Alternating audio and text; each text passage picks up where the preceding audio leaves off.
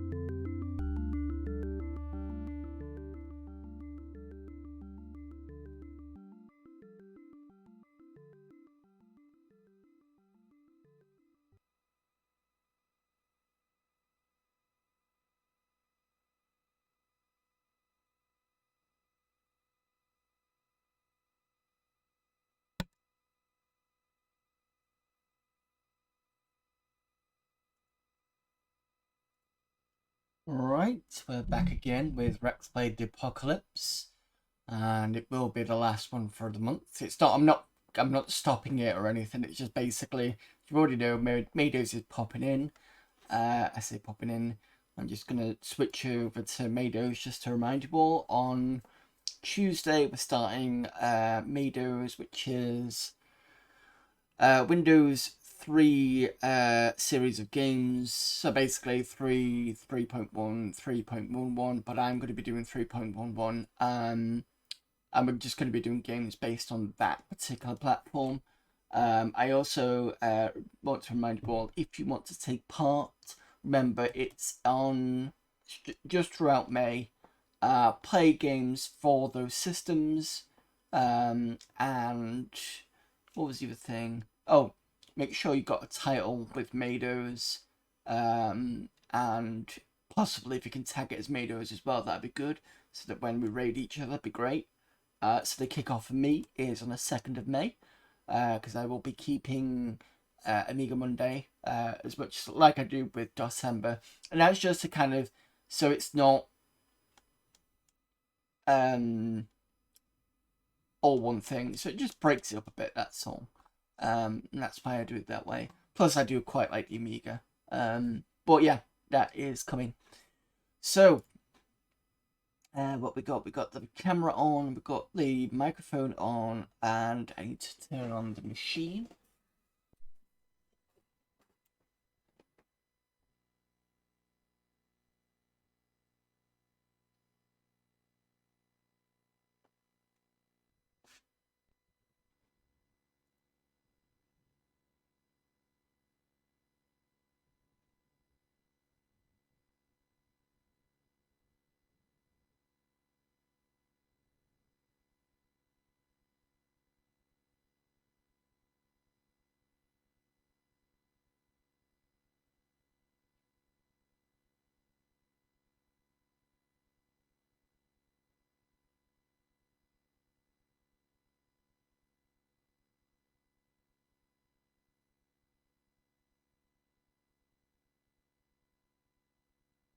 When it eventually boots, here we go.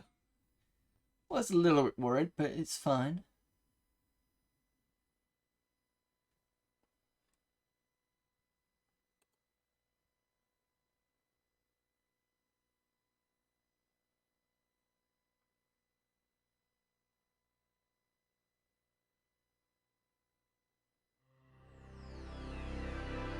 Okay, so the music's in. It's a good thing. Right, before we start, what we needed to do last time was to find a particular password, and I've completely forgotten that there were other passwords for the level to get out of it. But what I'm going to show you anyway is something that Kinikos Dragon pointed out. Let me just...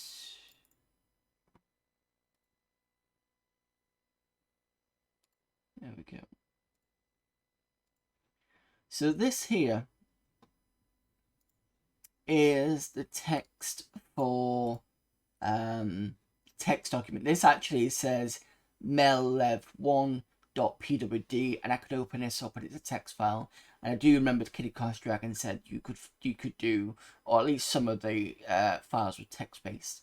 And you can see all the passwords for that particular level. And we know this is a password because remember to use Space Invaders for getting in for one of the games. Now, Rexblade was the other one, that's for the questions. And the, is it S something E Y something A, which, sorry, S something E Y something is this one here, which is see ya, which is like see ya, and is slang. However, I have forgotten about the water, which we knew about, and the H2O, which we knew about. So these three will let us teleport to the next level. So actually, I was a bit silly. I completely forgot about those. These specifically, these two. And I can't remember about this one. CG Cat. Might have to go through the logs again to see what that was talking about. But yeah, there you go. Also, interesting to note that this is the TL is what's it level, teleport level. Q is for the questions, G is for the games, and this password is still kind of effective. But one that's missing is the Rex Blade plus plus. No, not Rex Blade plus, Rex plus plus. I think. Just open this one up. No, that's a PRG file.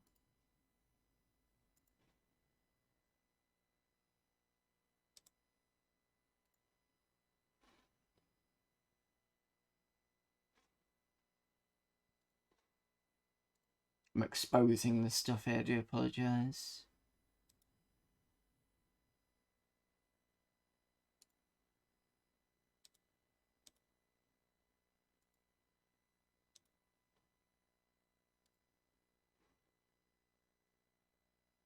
I'm trying to find the password for where was a Rex plus plus? Because I'm pretty sure I've seen it.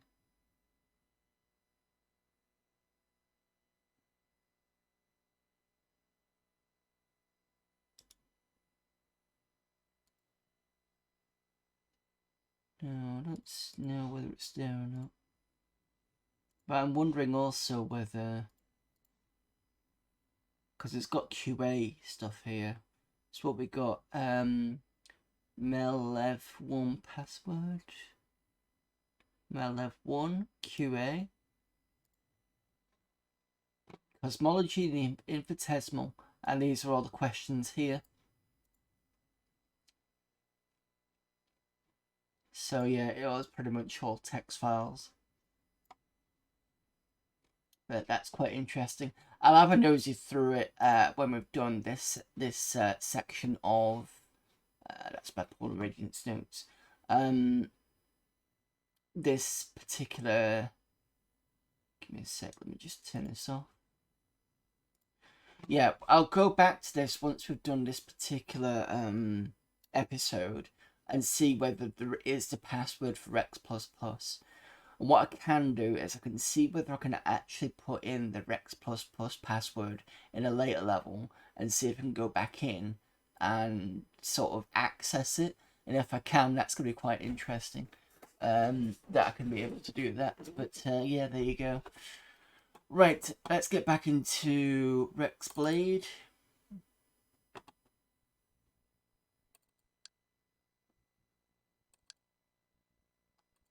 Oops. So you want Sound Blaster, first one.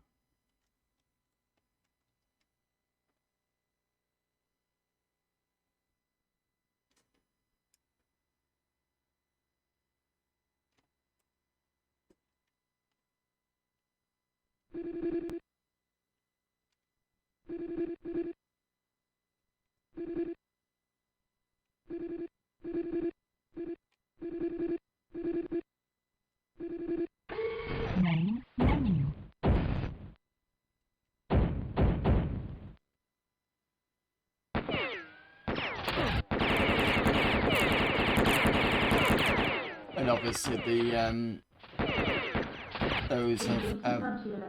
those enemies have respawned. So we want to teleport level, and we'll just use C as the password. Encoding.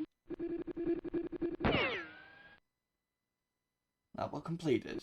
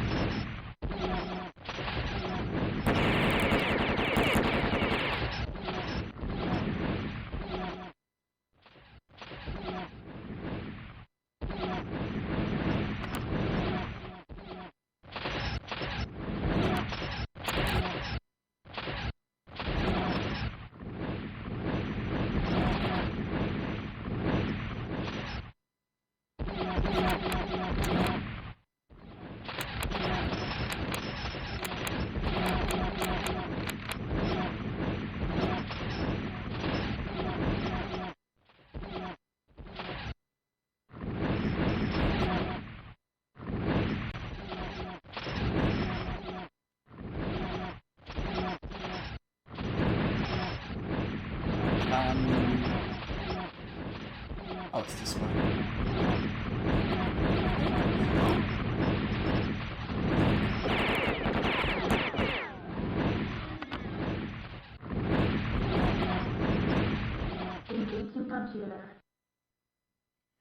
Okay, what's in a directory? We've done Starblazer Quest and Outpost 9. Let's have a look at logs. If you are logged into the computer outside the compound, you're near the end of the mission. Force fields can't be penetrated, but sometimes can be raised by a switch.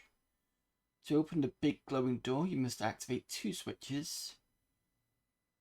To gain access to the games, name the metal that is known for being light but extremely strong. Starts with the letter T.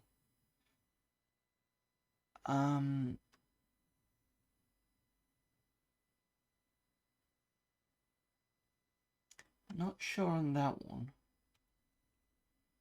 Creatures of Metallica will shoot anything that gets between you and them.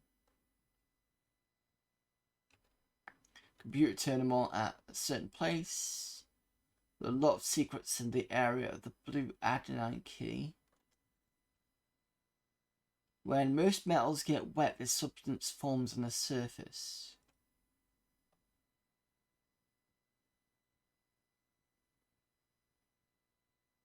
That's to gain access to the library.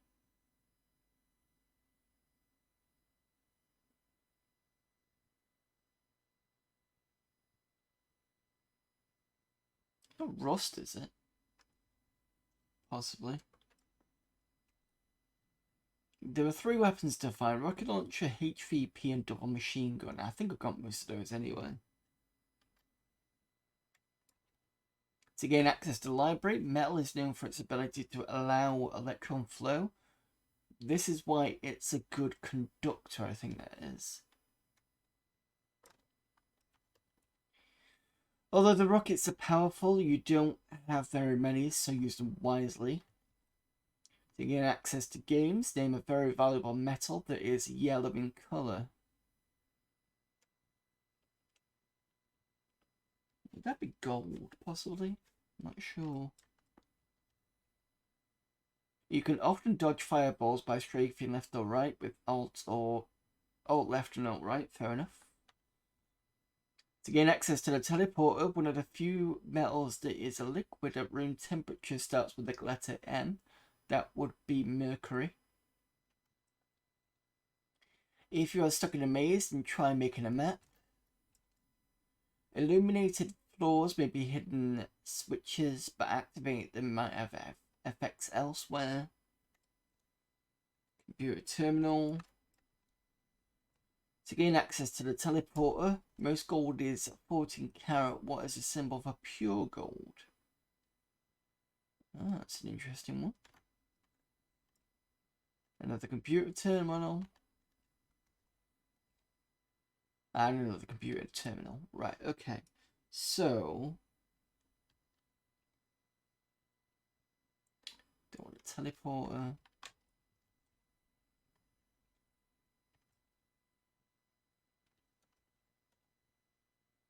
Library. Conductor.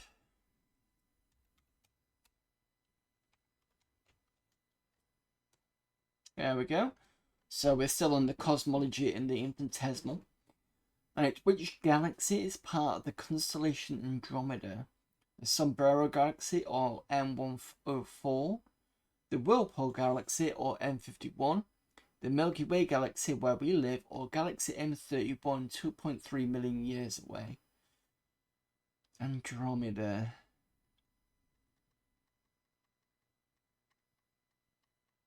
I'm going to guess number 1. what's the answer? 4. Okay. A nova is a single exploding star, another word for a binary system, or two stars brightened as they touch its exploding star. What? Really? Okay. Fair enough. What's the likelihood of a supernova happening nearby during your lifetime? Not a possibility at all. Likely within 100 years, expected in the next decade sometime. I wouldn't say not a possibility. I'd say likely within the next 100 years. Yes. Depending on the size of the star, the end of its life cycle varies. The very largest stars eventually become black holes, neutron stars, or black dwarfs. Well, it's usually black holes because I think it's anything over 2 solar masses becomes a black hole. Black dwarf is, I think it's a very cooled down white dwarf. Our sun will become a white dwarf. And neutron stars is when the star isn't quite heavy enough to collapse down into a black hole, it becomes a neutron star. So I think it's number 1. Correct. The Crab Nebula was formed when a star went supernova many years ago. This star was 6,000 light years away from Earth and only went supernova recently. What year was the supernova and the subsequent creation of the Crab Nebula first observed on Earth? 1054 AD, 1519, the year Leonardo da Vinci died, or 1955, the year Albert Einstein died?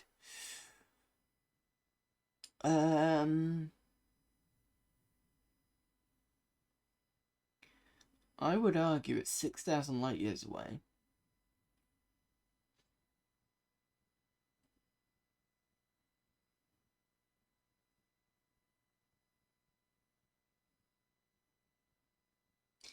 I was going to go with 1054, but it did say only recently, and this was 1996, I think this was. Pushing that to possibly 1955.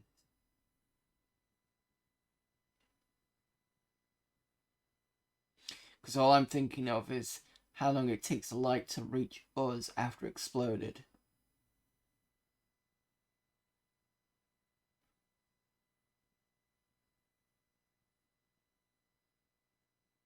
Making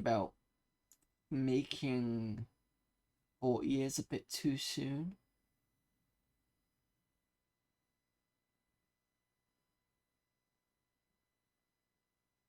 You know what, I'm changing my answer. I'm going to 1519. Incorrect. What was it? 1. Oh, so I was right the first time. Fucking damn it. Should have gone with my gut instinct. Okay, supernovas might last 3 months. How bright did it seem to people on Earth when the... sorry, let me start again. Supernovas might last 3 months. How bright did it seem to people on Earth when the star that went supernova was observed in the year 1054? About as bright as any other star, about as bright as another sun, bright enough to see in the daytime. Now, with supernovas, it depends. I think it depends on how big the star was and as to how explosive. So if it's like massive, it's probably going to be much more bright as a kind of explosive thing. So it's not going to be as bright as any other star. It's either going to be 2 or 3.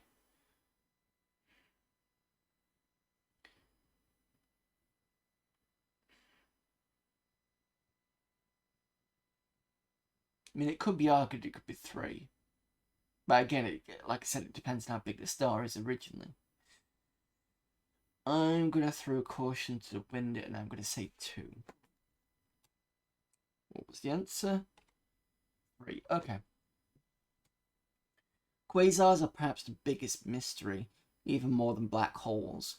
While one supernova can be as bright as a galaxy, one quasar can be as bright as a billion supernovas. A whole galaxy full, and all this in the size of one solar system like our quasars work.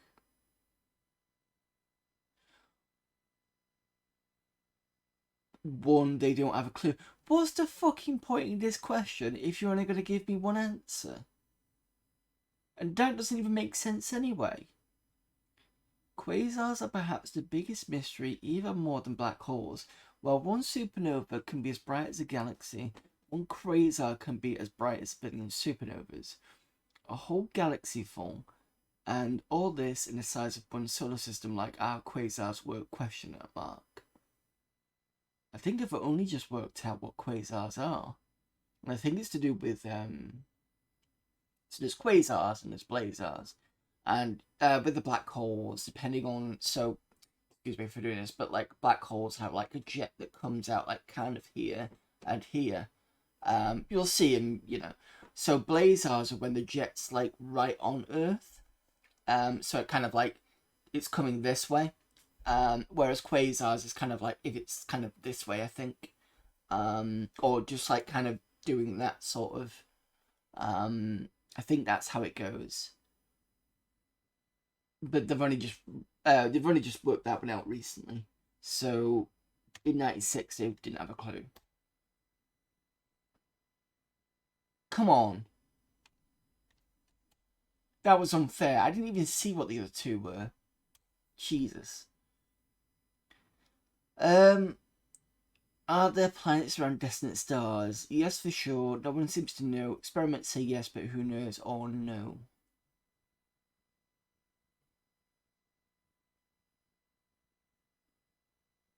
"1996, this says. I'm pretty sure they started finding planets around stars around then, but I think...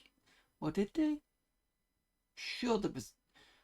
I'm sure Gliese 51 or something was found around 96.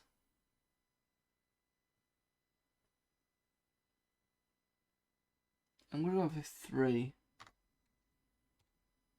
What's the answer? 1, yes, for sure. Okay. Even though we have telescopes that can see galaxies very far away, the universe is still much larger. How large is the observable universe?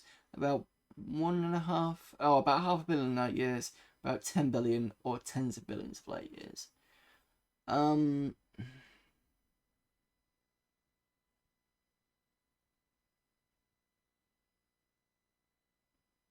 going to go with 3. Cool. Is it possible for the moon to be so close to the Earth that it covers half the sky? I know it was possible at one point. Like, for example, the moon has been moving away from the Earth about 3.2 centimeters a year. So at one point it was a lot closer. But in order for it to be covers half the sky, that would have to be pretty close. But I suppose it could be. Because it is a small rock. Ish. I'm going to say yes and see what happens. Cool, got that correct. Many galaxies containing 1 billion or more stars are grouped together in large clusters around the universe. How many large galaxies like the Milky Way are in our local group of galaxies? 15, 5, only 2, the Milky Way and 31, or just the Milky Way? I think it's quite a lot.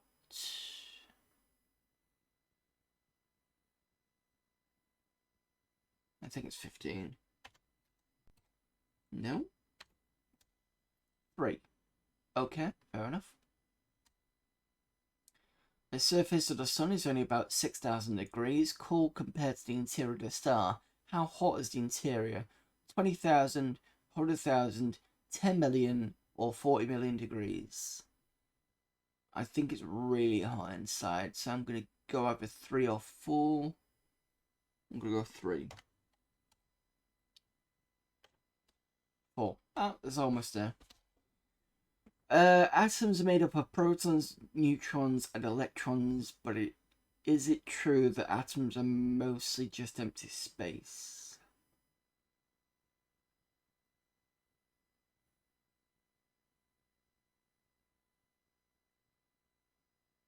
I think it is, actually. Yes. What is the largest known nebula in the Milky Way? Oh, before I continue, I do apologise. There was a follower before I started my stream. So thank you to Tall Day for the follow.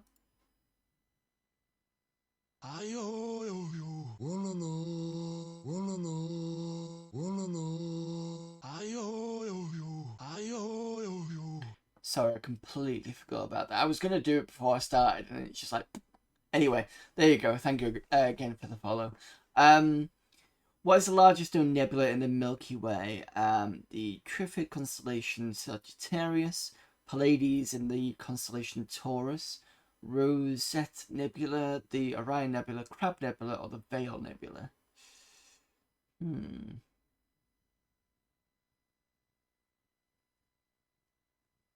I'm going to have to guess on this. I'm probably going to go with the Orion. Oh, that was a good guess. Are all the other galaxies in the universe aligned in any particular way? Yes, they are all in the same plane, yes, but no one can explain how.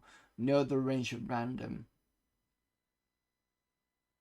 I'm not sure on this one. I'm gonna guess 3, but I'm probably gonna be wrong. Oh no, that's fine. What's a nebula? A group or recently formed stars, small accumulation of gas in space, huge cloud of gas, dust and stars, the remnants of a dead star. I'm sure a nebula is a nursery of stars. It's like a gas cloud, but it's supposed to sort of over time clump together and make stars. So I think it's probably going to be 3. Yes. Traveling near the speed of light is the same as being in a time machine to the future because time slows down. What's the big drawback? You're very far away when you stop. You can't go back to the past. You age very fast when you stop.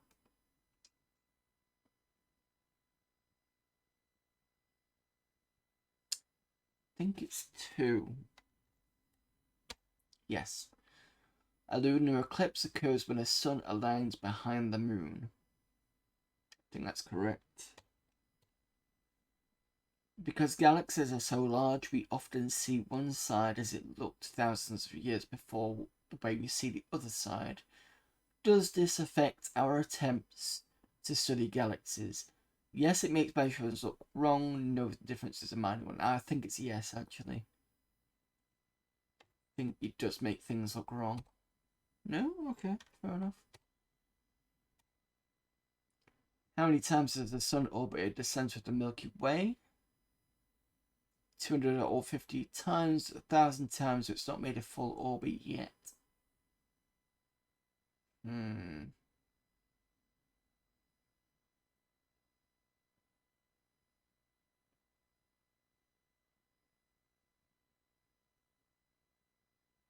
I don't think it's done it that many times. I'm sure it's done a full orbit at least. But obviously we weren't there to see it. I'm going to go with 1. Yep. Time slows down at very fast speeds. Is time travel to the future then possible?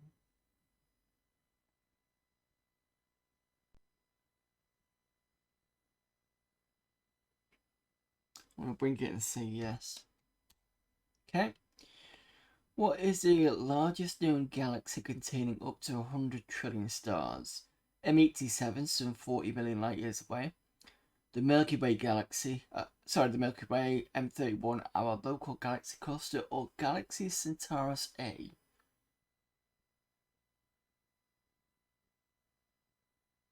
I'm sure M87 is the one that we've taken a picture of with, let me just check. M87. Yeah, that's the black hole we've recently taken a picture of.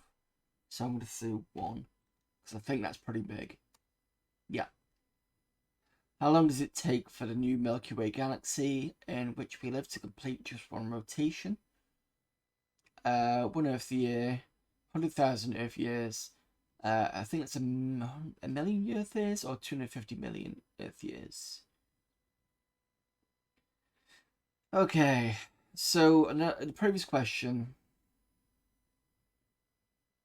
it was asking about how many times our solar system had done the loop. And I said either 200 or 50. So dinosaurs were around 65 million years ago, I think it is.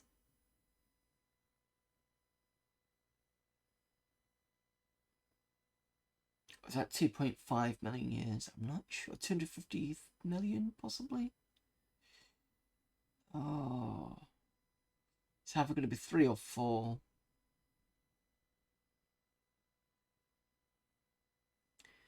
I'm going to go for 4. Yes. Supernova is an exploding solitary star so bright that it shines more than the galaxy of billions of stars it resides in. Supernovas are rare because single star systems like our solar system are relatively rare. How often does a supernova happen? About 5 per Earth day, or about 1 every 100 years, or 50. I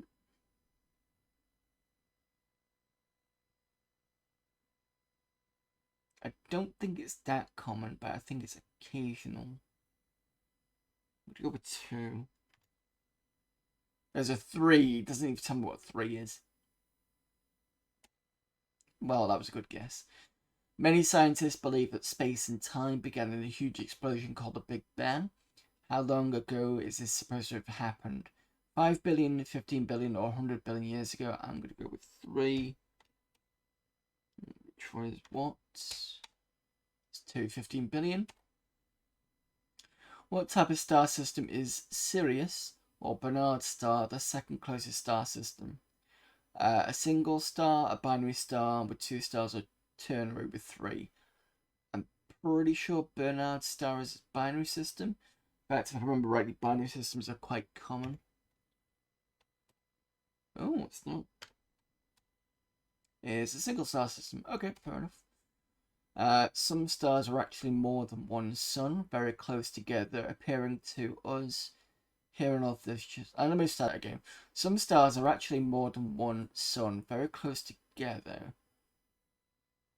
appearing to us here on Earth as just one star. Alpha Centauri is the closest star to the Earth. How many suns actually make up the Alpha Centauri star system? I think this is a trick question. I think it is 2. No? So is it 1? 3? Ah, okay. Shows how much I know on this set. Sunspots are an illusion, found only at the sun's poles or huge core spots on the sun. They're actually number 3. If you took a piece of paper and sliced it in half, then sliced one of the halves in half, etc., how many times could you need to slice it before you were trying to cut up just one atom? About 50, about 100, about 1,000, or about a million times? See, it says a piece of paper. Are we talking A4, A3, A5? So I'm going to guess A4 possibly.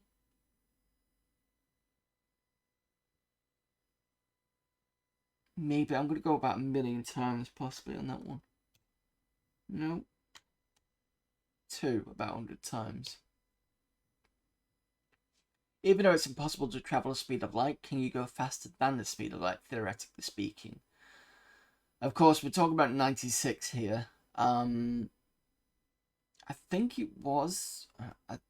it's only recently people have been talking about the Alcubierre drive, I think it is. Basically, it's like how Star Trek does traveling to planets by making a warp drive, so it kind of warps space and time around like in a bubble. And someone has been thinking about that, but in 1996.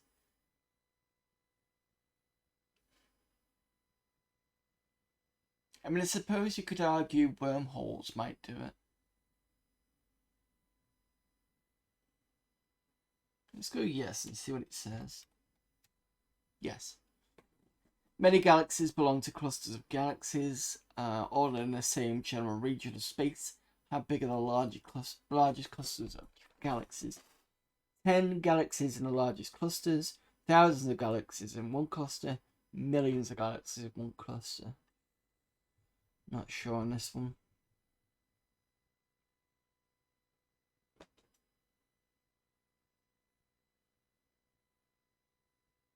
I'm going to go with thousands.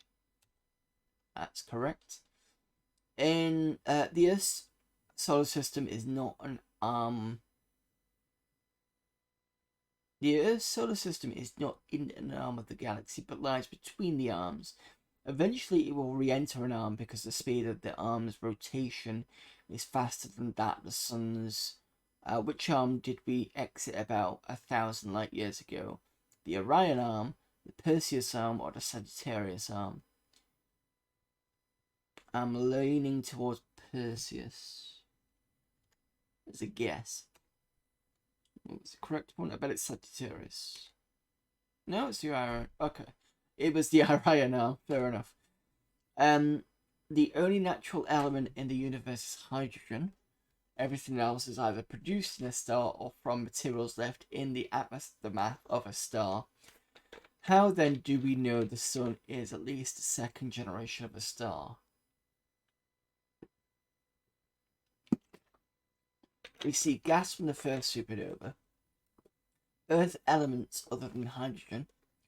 We see the first supernova nearby. I'm sure it's to do with the materials in it, or materials that we have in our solar system that make different planets as well. I'm going to go with 2. Yes. Sunspot activity on the surface of the sun is at a maximum every 11.2 Earth years. A sunspot is really just a darker region of the sun created by a region of about 2,000 degrees cooler. Solar gases obscuring the surface, or Earth clouds refracting the sunlight. Okay, so it's not 3.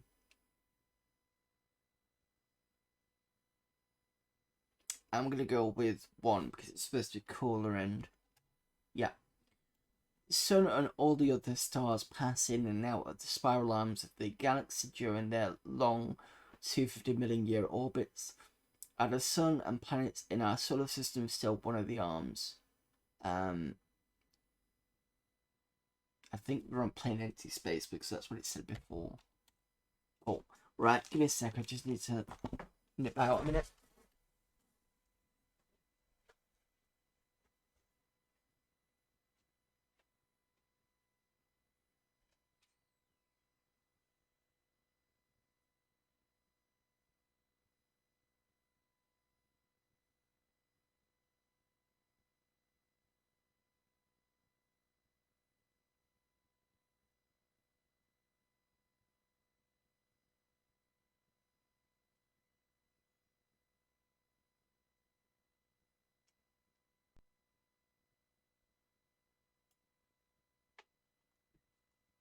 Right, where are we?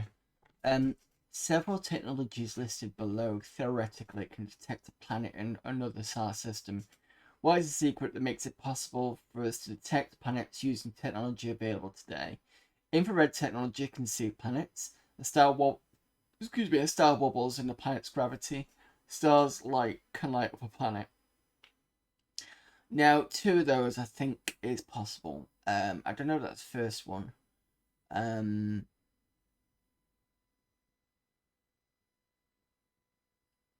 I think the secret is the wobble, because the wobble's been around for a while. So basically the idea is the sun doesn't do this with the planets, it actually gets slightly tugged by the planets. So if you've got something like Jupiter, which is quite a big planet, as the sun's kind of, I think its sun sort of rotates in a slight orbit, just a very small one. But as Jupiter's going round, it will tug it just slightly, just enough you can shift it. Now I can imagine other planets as well, Saturn and stuff.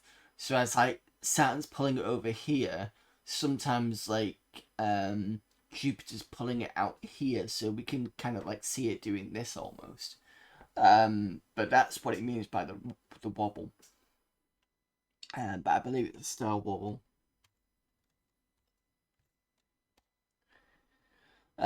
We're moving through space right now as you read this question because the Earth orbits the Sun and the Sun orbits the center of the galaxy, and the galaxy is ever expanding from the beginning point of the universe. How fast are we moving? About 1,000 miles an hour, 500,000 miles an hour, or 1,000 miles per second? I'm not very good at this. I'm gonna say 1. No? I was trying to remember that song from Monty Python. The Life of Brian. The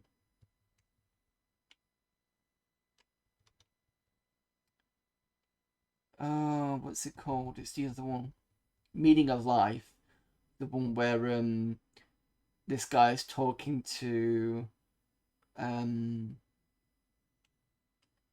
of the women who's had I think he burst out the fridge, and it starts about this song about how we spinning around and all that sort of stuff, and it ends up with the line of something about we hope that there's going to be life elsewhere because there's nothing down here on Earth, kind of thing. So 1,000 miles per hour might be the rotation of the Earth, possibly. It's 2, right? Okay.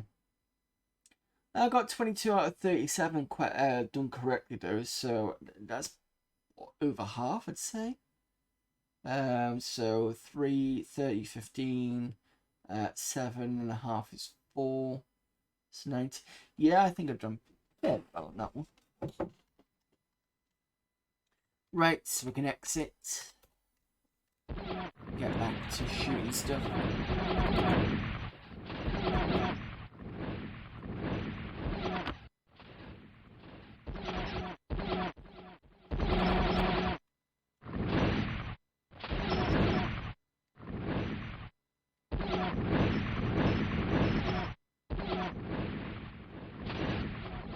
Right, I am lost because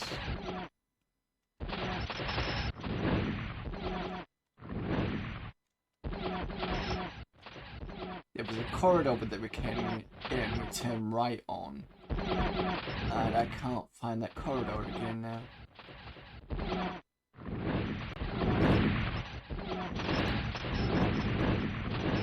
There we go, that's what I was looking for. Where does it matter, because that's where we were before anyway. Okay, I see.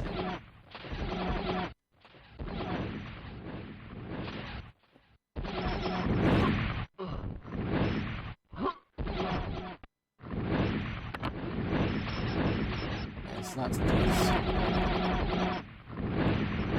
Just check that the sound is not too loud. Bring it down a bit.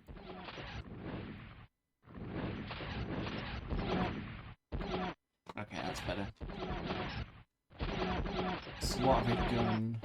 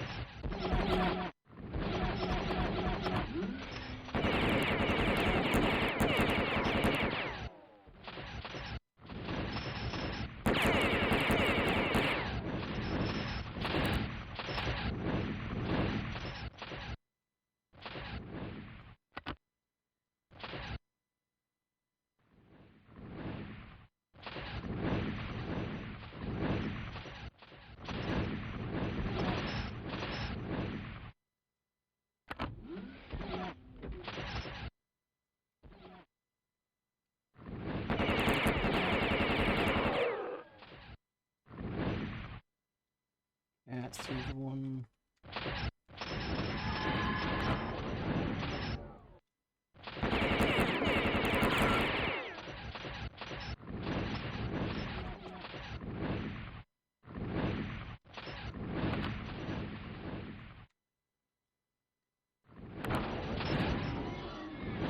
Okay, it goes round.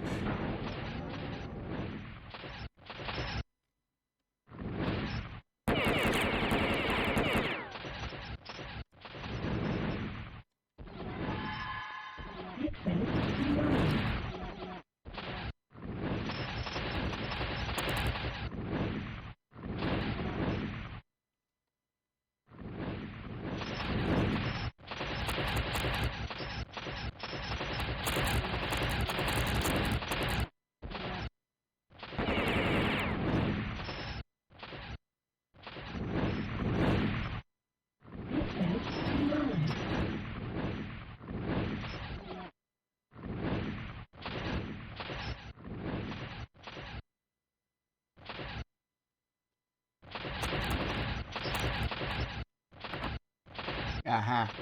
See what it opens.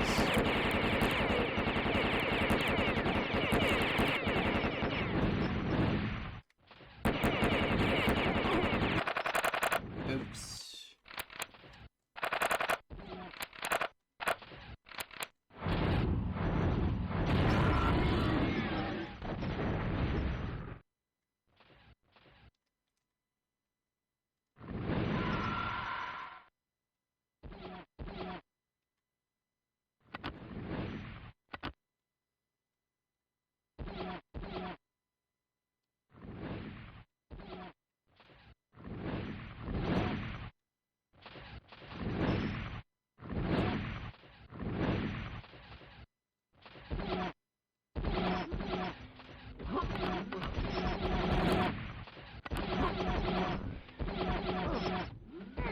What the fuck is shooting me?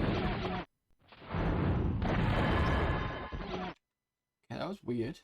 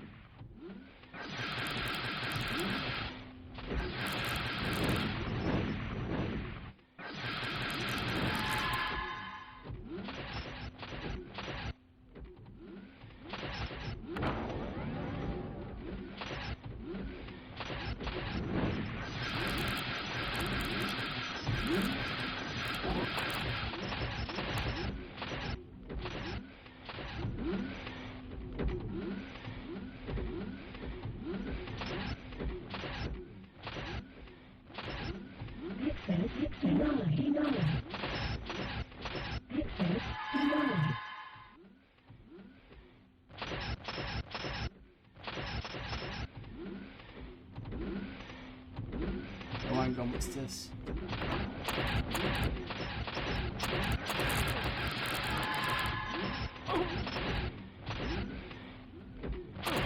Ah.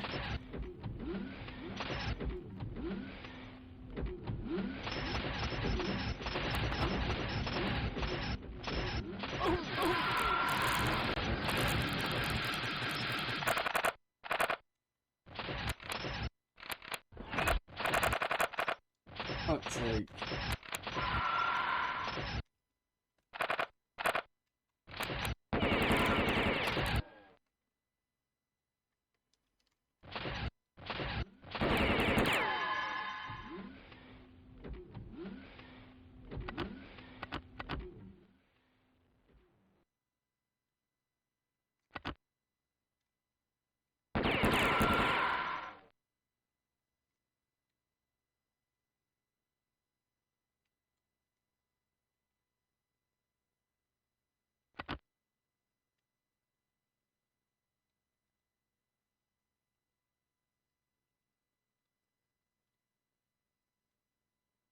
Engaging computer.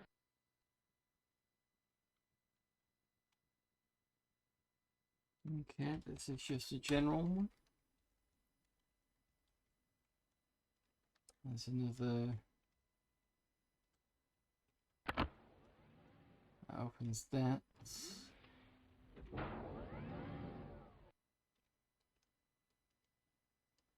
But since we killed all the other robots around here, it's gone very quiet.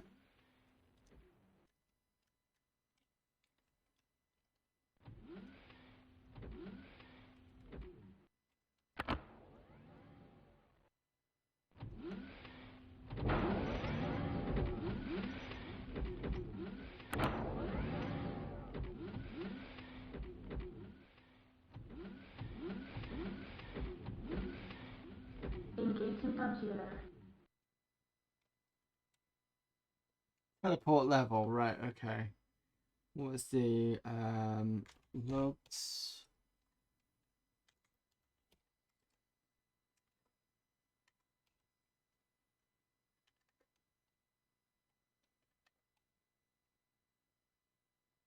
What symbol for pure gold? Not sure with that one. This is 24 carat?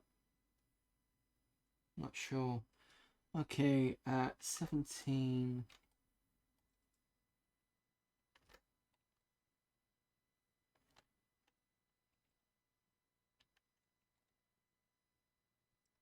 Ah, we could use the mercury one.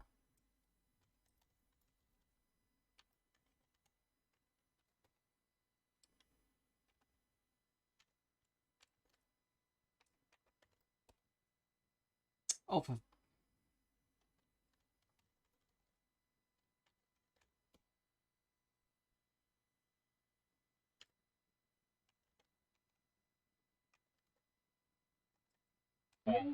There we go.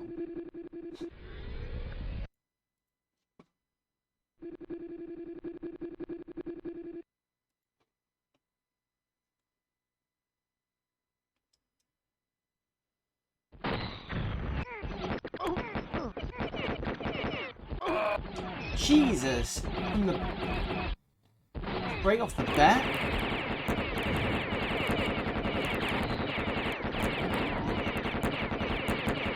So that's the first time I died here in a while. I got my weapons there. No, I don't.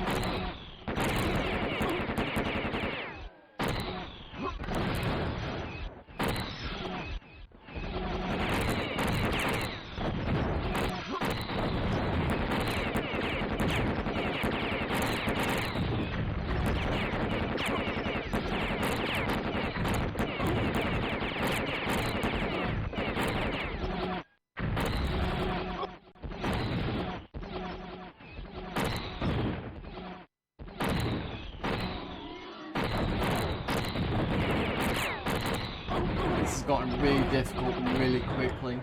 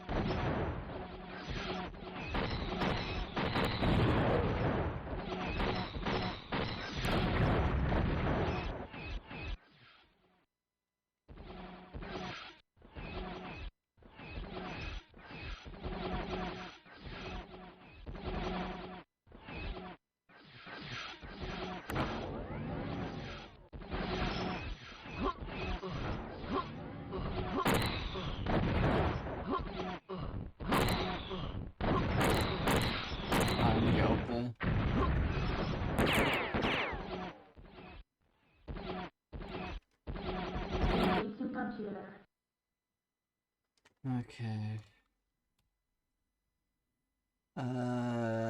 Okay, let's look at the logs. Beware of the alien creatures stationed from above. They can hit you. No fucking shit. There are many secret rooms to be discovered. The main computer terminal is located in a room in the last sector, and the key to gain entrance is in the vicinity. There are two main supply depots in this world, but one is hidden. Please note that you cannot destroy creatures by shooting them through the specially designed fencing. Pay close attention to the flaws in this world, for they could be what you're looking for. Your toughest opponent is made of an exotic glass. Your toughest opponent is made of an exotic glass metal alloy and floats on patrol. I think I know what he's talking about. Or what it's talking about.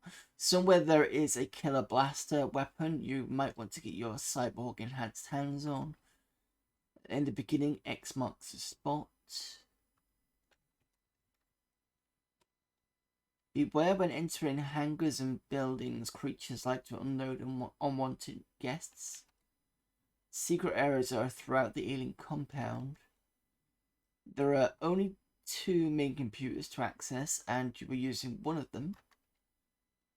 If you're looking through a window at an area with supplies you need, usually the secret switch to gain access is nearby. To gain access to games, what is the name of a substance that is a mixture of two or more metals? Compound? Or is that elements? To gain access to games, what is the atomic number of aluminium? I'm not sure. I think that's like 20s or 15s, sort of teens or 20s, I think it is. 16. Library access can be gained if you know what the chemical symbol Cu stands for. That's copper. Library access can be gained if you know what element has the atomic number 50. To gain access, to gain teleporter access, what are the lines or connections on a circuit board called?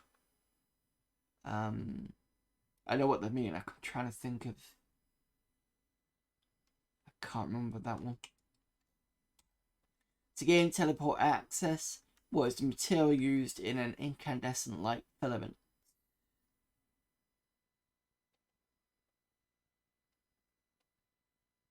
Isn't it the wiry thing?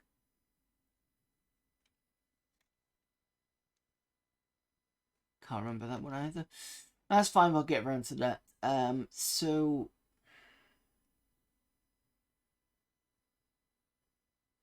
I think copper was.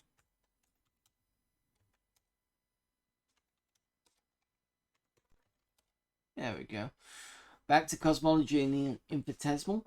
How far away is the moon from the Earth? About 240,000 miles, 500,000 miles, 10 million miles, or 100 million miles. I don't think it's in the millions. I think it's in the thousands.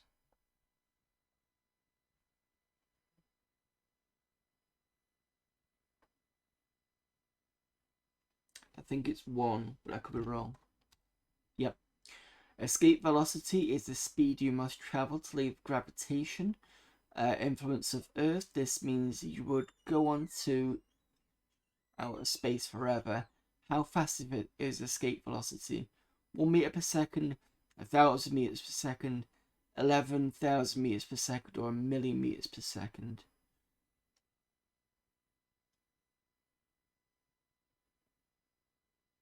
I think it might be 1. Nope. 3, 11,000 meters per second. The average distance to the Earth is from the Sun is 92 million miles. What do you suppose that distance is for Pluto, the planet furthest from the Sun? 100 million miles, 1 billion miles, or over 3 billion?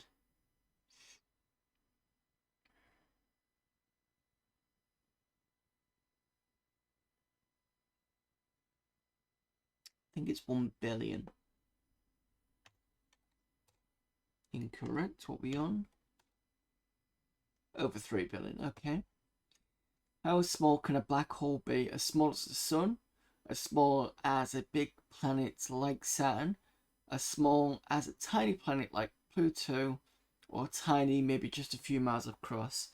If I remember rightly, stellar black holes are kind of like the size of London, so they're only a few miles across. But there are such a thing, and I can't remember if they're theoretical, as primordial black holes, and they're about the size of a baseball. So much smaller, but I think they're still theoretical. So I'm gonna go 4. Cool. In spite of our primitive interstellar technology, our radio telescopes are capable of communicating with planets at great distances. How far away could a planet be and still pick up an Earth signal? 10 light years, 1,200 light years, 15,000 light years, or 1,000,000 or 50 light years. I think,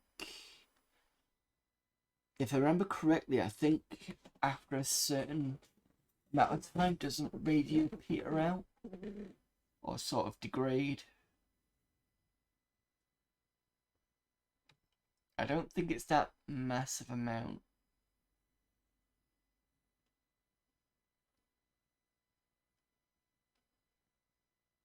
I think we're gonna go with 2. 8-3. Okay, fair enough.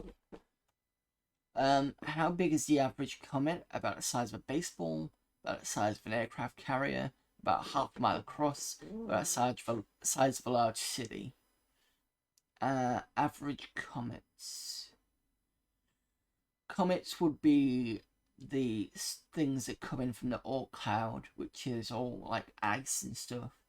That's past the orbit of it's past the orbit of Neptune, but it's definitely around, I think, near Pluto.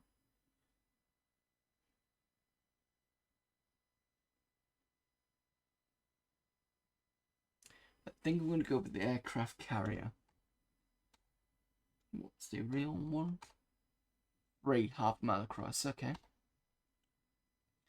Halley's Comet is relatively big, about 16 miles across, but its tail stretches thousands of miles into space behind it.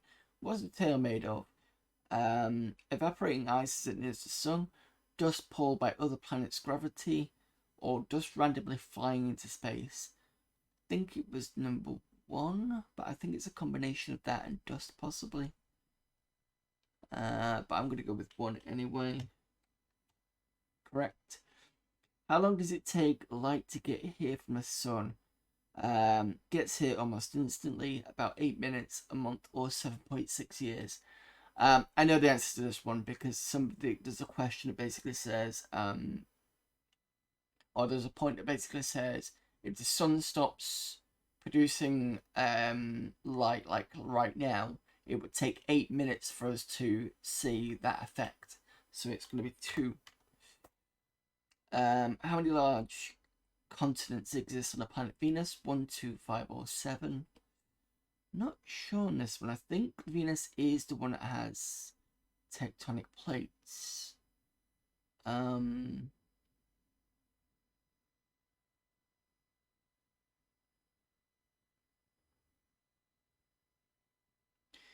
going to go with a wild guess and go for 2. Oh, that was a good guess. Why does the moon have many visible pock marks from the collisions while Earth has only a few? Moon mostly protects the Earth. Moon is statistically unlucky. The moon does not have erosion. I think it's the third one. Because I don't think it's big enough to protect the Earth. So 1 of 3. Yep. Takes Earth 1 year to go around the Sun. It takes Mercury 87 days to go around the Sun. How long does it take Jupiter to go around the Sun? 2 years, 6 years, 11 years, or 25?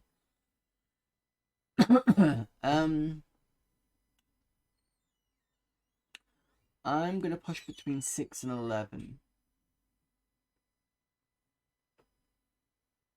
Because I think Mars is about a year and a half, I think.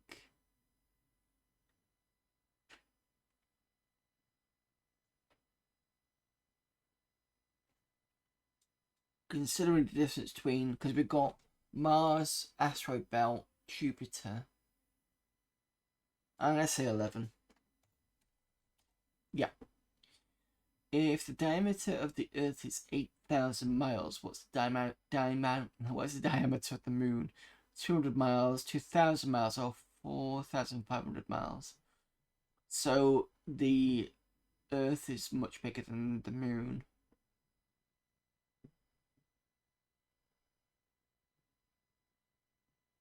It's either going to be 200 or 2,000.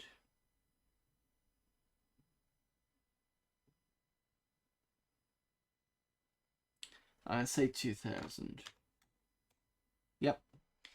How heavy would a teaspoon of black hole material be? About as heavy as a teaspoon of lead. About as heavy as this moon or as the sun.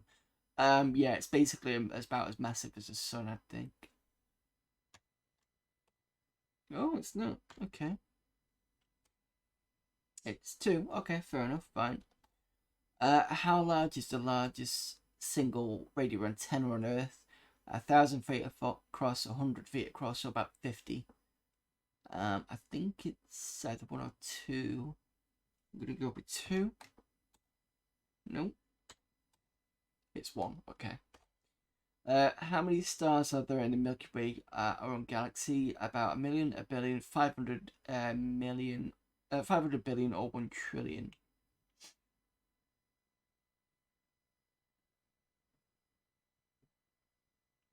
I think I'm gonna go with 3. Because I think once it hits 1 trillion, it'd have to be something like M87, which is like an elliptical galaxy rather than a spiral. And it's like a progression. So I think I'm going to go with 3. Yep. The Earth travels in an elliptical orbit around the Sun. Sometimes it's close to the Sun, sometimes it's further away. How far away on average is the Sun? 100,000 miles, 50 million miles, 92 million miles, or 1 billion miles?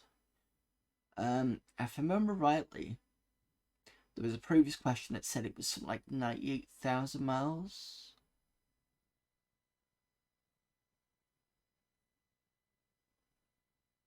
So I'm going to go with 1. No. 3. Okay. Maybe I got confused with million and thousand.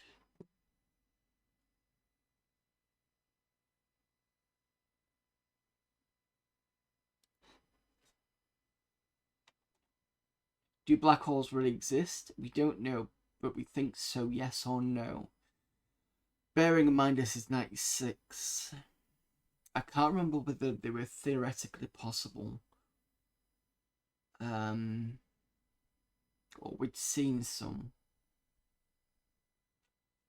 Because I know that we've taken a picture of, which definitely confirms it, but I don't know whether we kind of figured that they were, but we weren't sure.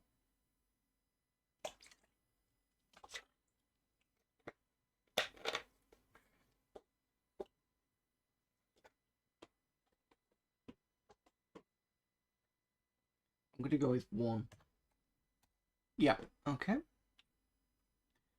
With billions of stars here in the Milky Way galaxy alone, not counting a billion other galaxies, is it likely there is other life in the universe? Well, I would say yes.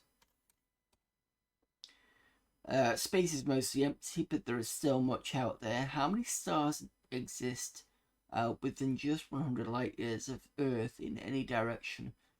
Keep in mind that there are 500 billion stars in the Milky Way, which is 70,000 light years across. About 10, 1,000, or 50,000. How many stars exist within just 100 light years of Earth in any direction?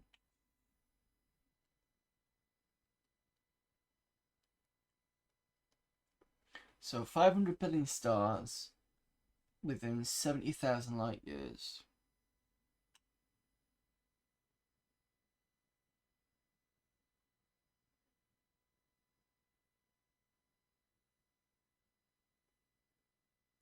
I'm going to say 1,000. Oh, okay. 3. Fair enough. Is Saturn the only planet to have rings? No. If I remember rightly, Uranus has rings, but it goes this way. Saturn has rings. Jupiter's just being found out to have rings as well, I think. I can't remember whether there was a suspicion for Jupiter. I'm pretty sure they've only just recently seen it. Neptune, I don't think does. So I'm going to say no on that one. Cool. What makes a black hole? Condensing cosmic dust. Maybe a large condensing dying star, or we have no idea. It was number 2, I believe. I think 1 can make... I think there was a theory that 1, cosmic dust, was these supermassive black holes, and I think that's still a thing. But the problem is to be honest, this question's a bit... because black holes become in stellar forms, supermassive, ultra supermassive, and there are intermediate ones that exist, but they don't form naturally, I think. So this question's a bit kind of... it could go either way. Technically, 1, it could be correct, but it's not specific. So I'm going to go with 2. Yeah. How close must another civilization be to the Earth to know what that we humans are here inhabiting the Earth? 40 to 50 light years due to TV signals. 1,000 light years with good telescopes, or simply can't know we are here. I think this is to do with... and this is the way that I see how it works. I could be wrong. So I think the largest distance away, or the larger you get away from the Earth, and if you're looking through a telescope, it's the light that gets measured. Sorry, the light that hits the telescope is depending on how far away it's come from. So some civilizations could see planet Earth with a decent telescope as, I don't know, maybe if they could actually see what was going on at that point, they'd probably just see as like dinosaurs wandering around, depending on how far away it is, or maybe something worse than that. I think that's how I remember it, how it's supposed to be.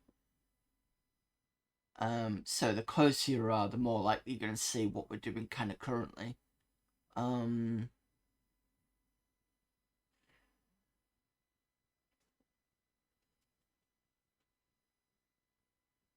say number 1. Yeah. How many planets are there in the solar system? 3, 5, 7, 9, or 14? Oh, 9 maybe Planet X. So that's something that's been talked about a lot. Now remember, this is 96. So as far as I remember, 96 we were still considering Pluto as a planet, and I think it wasn't until later Pluto got downgraded as a dwarf planet, which meant we had less planets. I don't think we'd discovered Sedna yet, or Makey Makey. Is it Makey Makey? Maki Maki? So I need to check recently what's considered the recent one. But there was talk about a 10th planet, and that's to do with, I think they discovered like a pull on the outer planets, like something big was pulling it, possibly. And that's why there's a possibility of the 10th planet. Another theory behind that one was a primordial black hole that was possibly pulling on it, but again, we've not seen anything. I think another theory on that one was... What was the other theory? A brown dwarf. Think so. Brown dwarf is like a kind of failed star. Much. So you got people would have thought that Jupiter was a failed star, but then you've got that kind of intermediate point, where brown dwarfs sit. And I think, a lot hotter as well. But they're still not capable of fusion, which is what suns do. But yeah, I think it's 4. Yeah. If the moon is unlikely to be hit by a big comet, if the moon is unlikely to be hit by a big comet, except for every several million years, why are there so many visible craters on its face? So the moon is a statistical anomaly.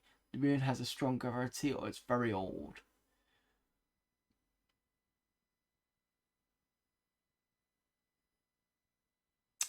I would argue it's a statistical anomaly, possibly. I'm probably wrong. 3, okay. The 2 Voyager spacecrafts that have left the solar system contain gold-plated records. CDs were not yet available, with a variety of different sounds from our planet. What was the title of the record? The Earth Says Hello, Sounds of the Earth, or Earth Distant Greeting? I would probably guess it's going to be 3. Nope.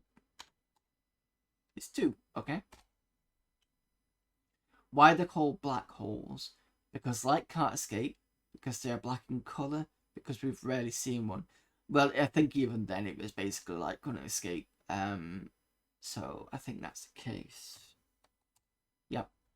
What is a study of cosmology? A study of nature of the universe? A study of stars? Or a study of planets? I think it's the first one. How fast do radio signals travel? About as fast as sound in a vacuum, about half the speed of light, or the same as the speed of light. No. Radio signals are quite slow, so the second 2 I think are incorrect. I think it's sound in a vacuum. No, fair enough. Is 3 really? Oh, I suppose because it's part of the infrared spectrum, maybe. I didn't think it was that fast. I thought it was a lot slower than that. Alright, fair enough, that's my bad. If the Earth has a diameter of approximately 8,000 miles, how big is the diameter of Jupiter, the largest planet in the solar system? 10,000, 50,000, 90,000, or 130,000 miles. If I remember correctly, I think you can fit about 1,000 Earths, was it, in the eye? I know that's going round though. Diameter of Jupiter. Remember right, Earth is this big, but Jupiter's kind of like this big in comparison. Well, it might actually be this big. It's a lot bigger.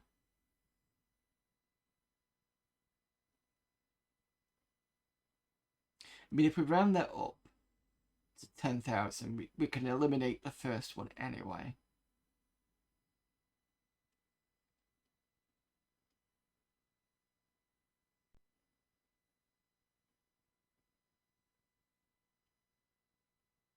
I'm gonna go nuts. I'm gonna go 4. Nope. So it's probably 3. Yeah, okay.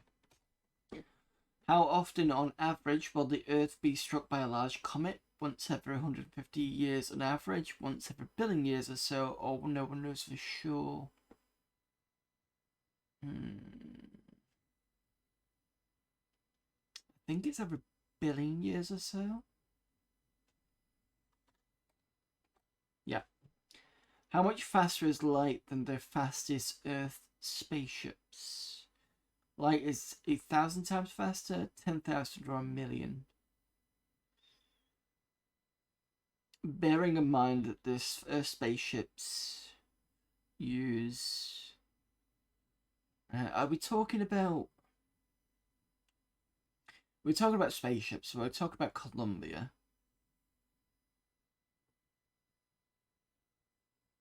And it uses liquid fuel.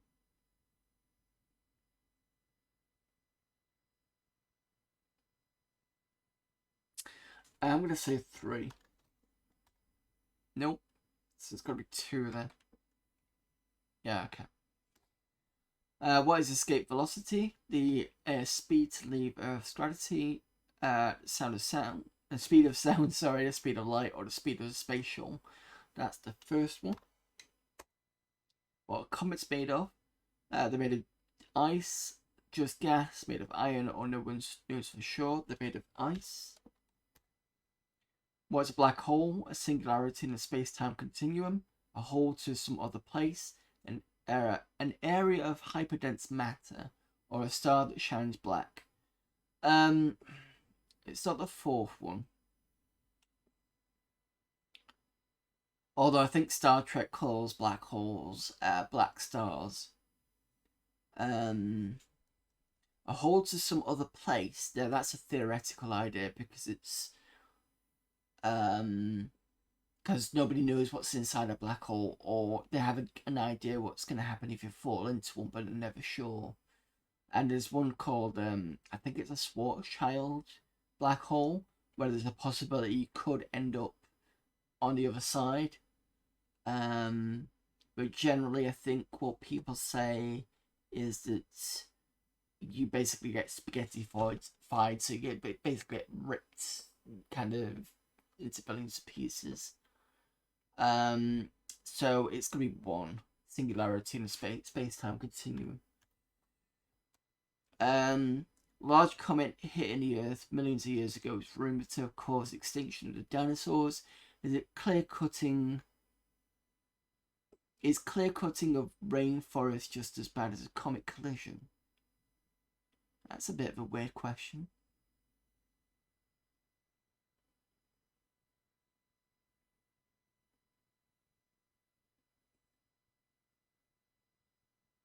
So what, we're saying that a large comet that hits the Earth is about as bad as clearing out the rainforests?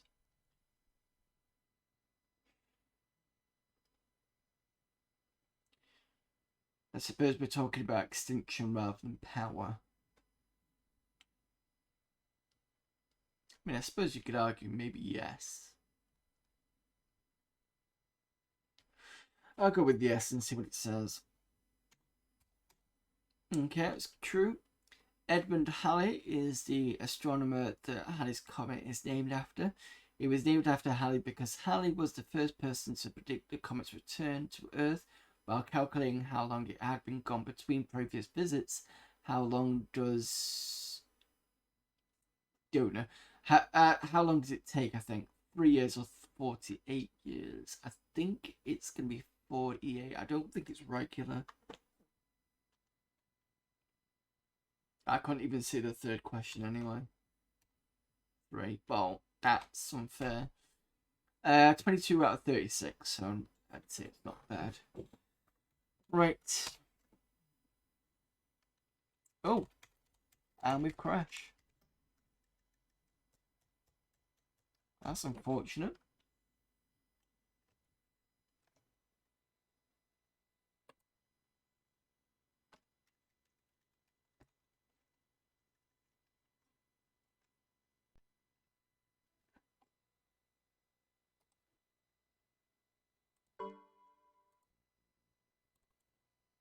I haven't saved it. That's the annoying thing.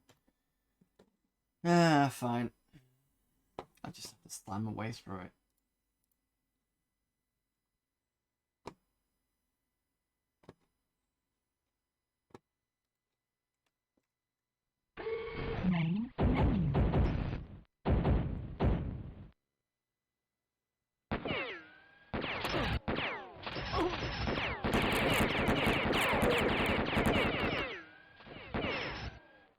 Engaging computer.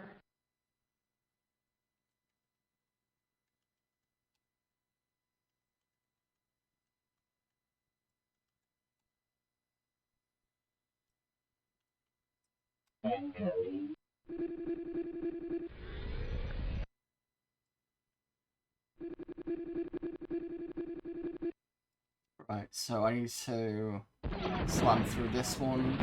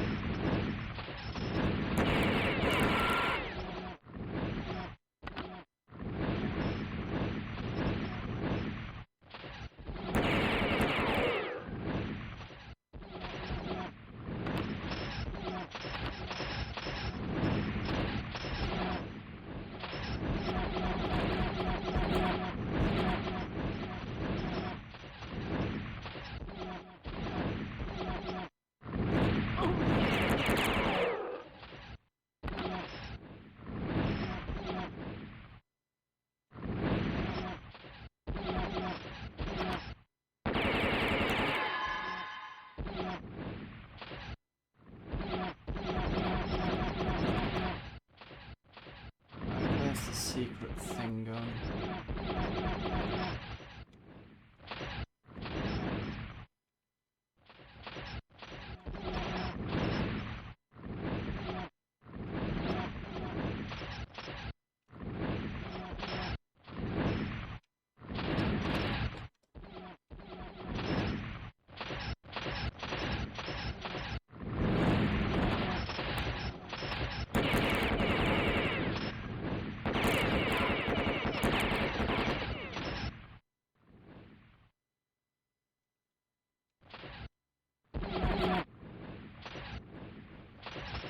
Um...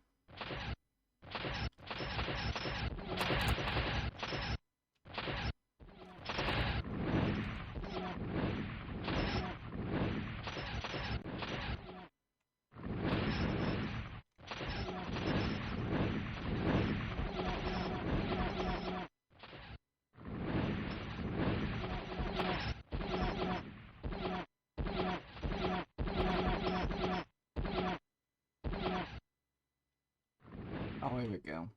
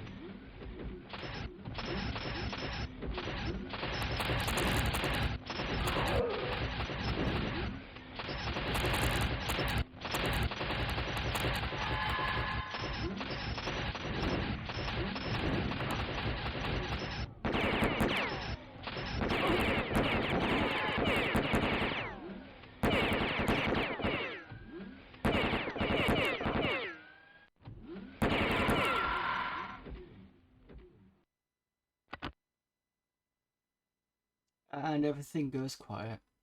Oh, up me.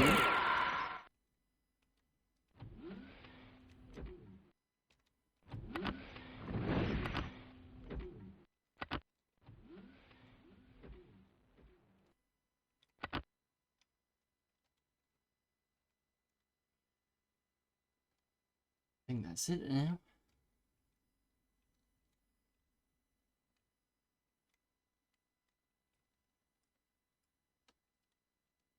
Engaging computer.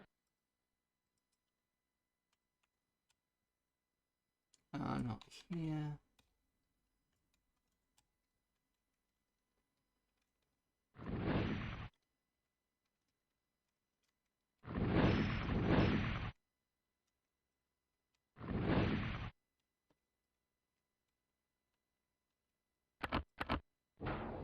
Oh, for fuck's sake. There we go.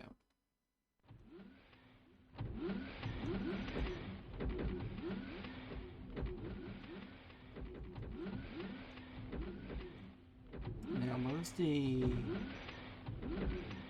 I think it's here.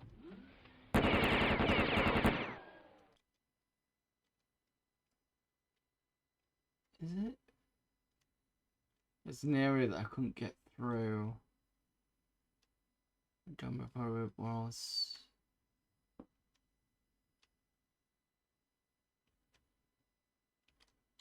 You can get to this side. Shit, where was it? That's possible. Is it through here? Nope. Not through there. That was open for us. Oh wait, is it here? Yeah.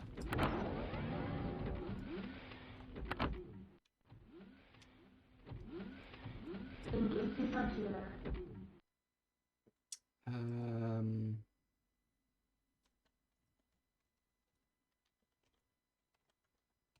Yep, and I think this is Mercury.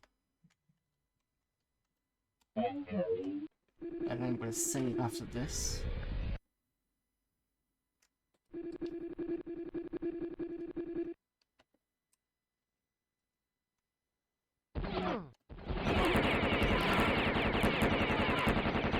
Well, I was trying not to die like I did last time.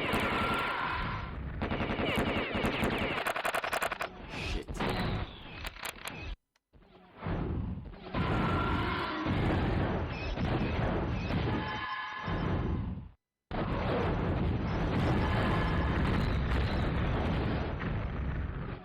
Save.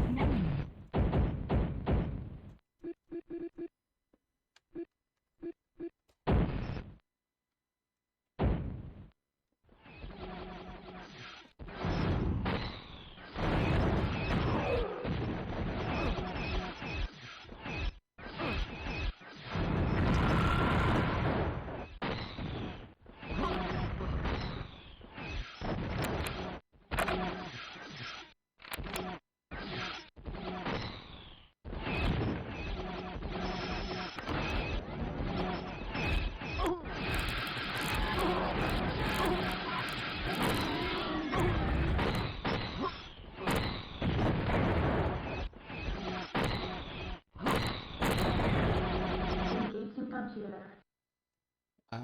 Need to be here. I think this is where I died last time. Could be wrong.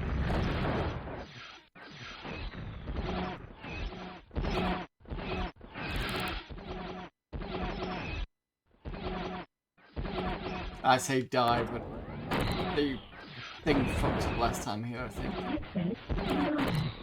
Right, okay.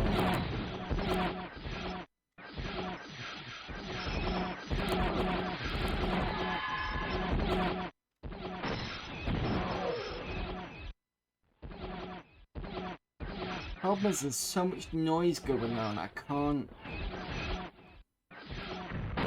hear if those clicking sounds with the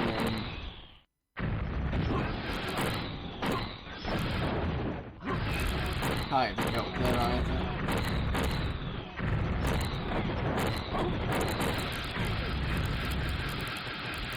See, these don't help.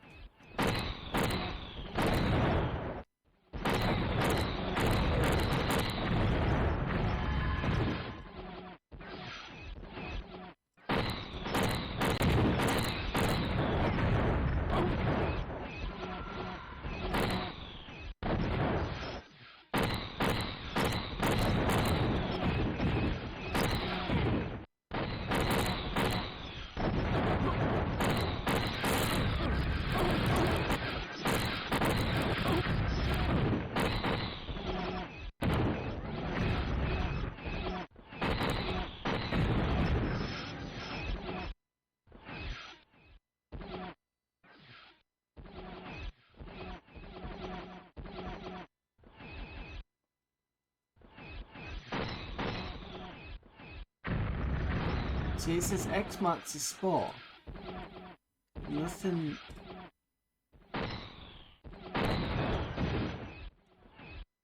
Nothing's.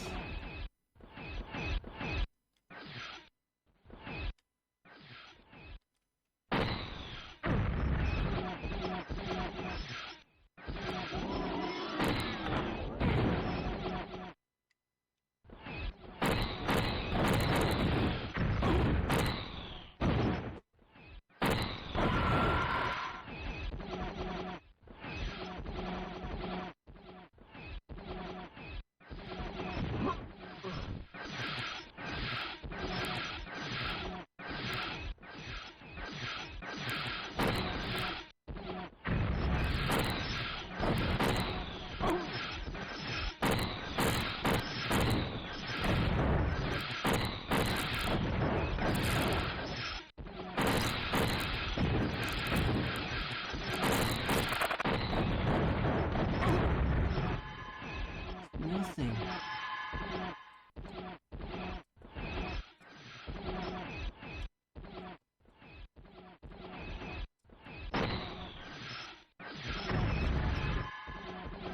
Engaging computer. I may have a look at the logs again.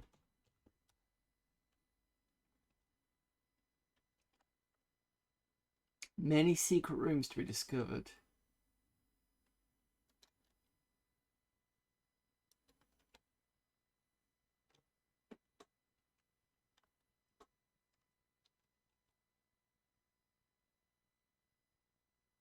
Pay close attention to stuff for and it's worth. They could be what you're looking for.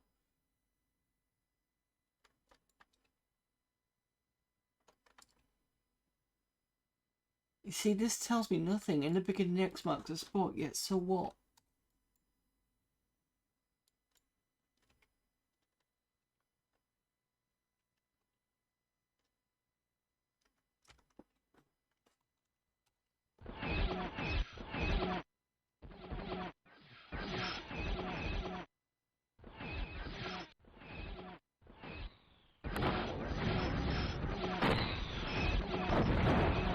Because this doesn't open.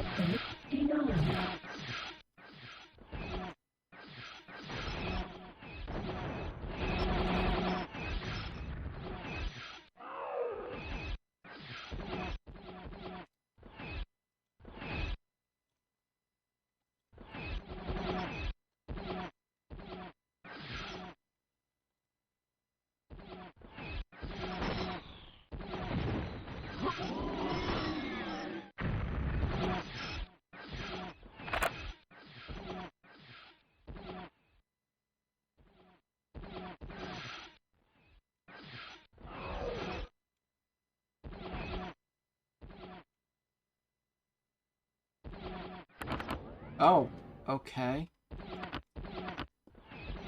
I just had to kind of baff around until I found something. So that should help.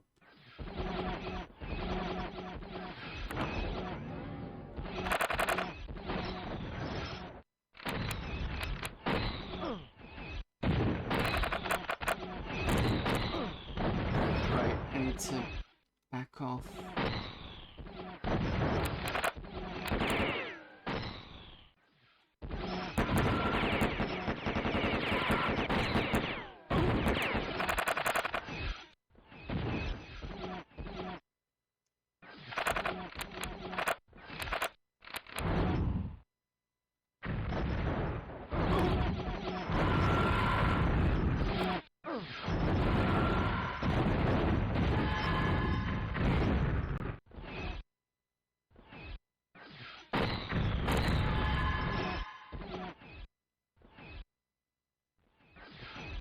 Oh, okay, that's interesting. Why is my things full screen? Why is my cat doing stuff again? There we go, it's fine. I'm still streaming.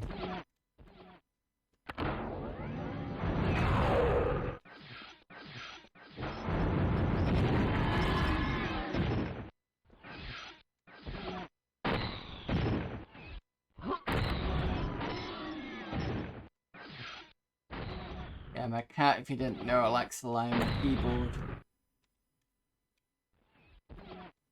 So there's an entrance somewhere to that cache.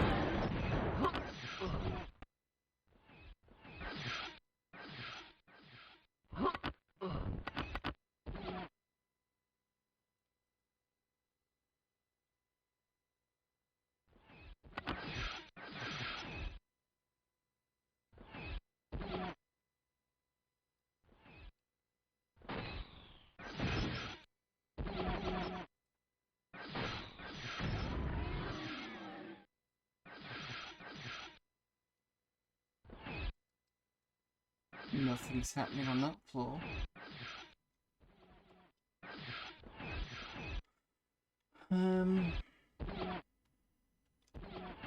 Guess I gotta go through it this way. Nope. Okay.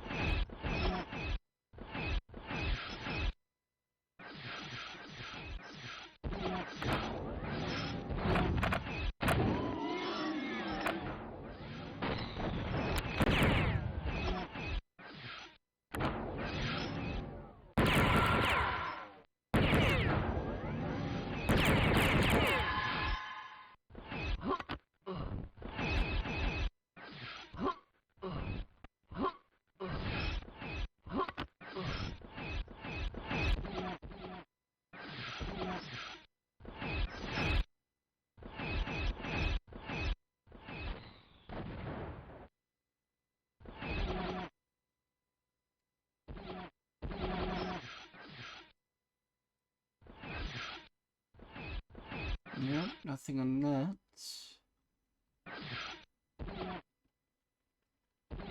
Nope.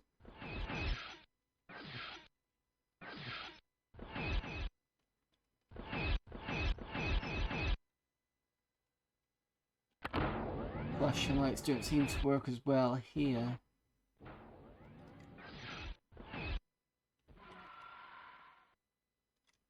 And they're all gone.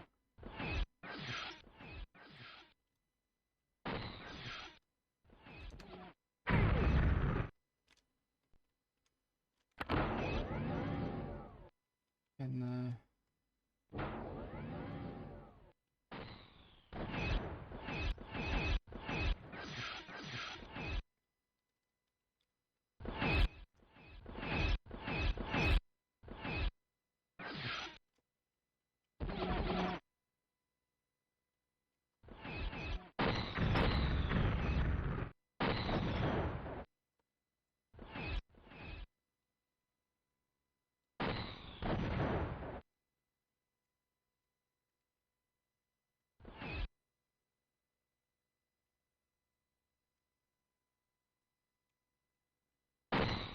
Looks like I can get from this end, but something's to open me to get there.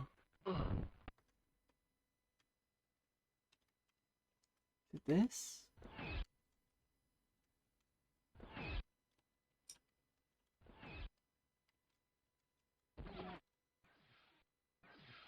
If it is, I can't see any.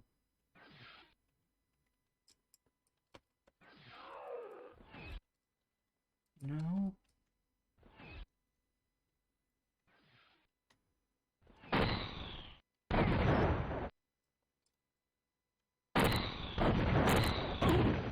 Shot at. Okay, I don't get.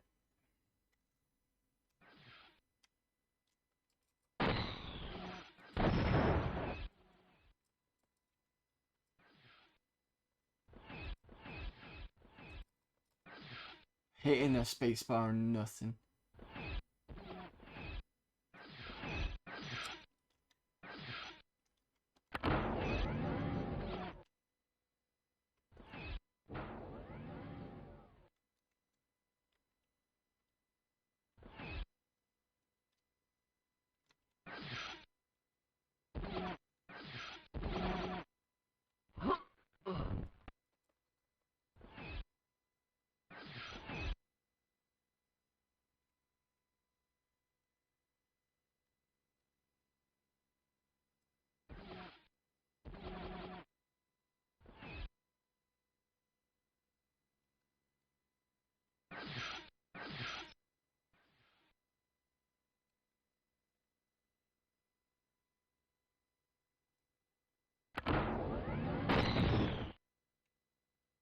Oi!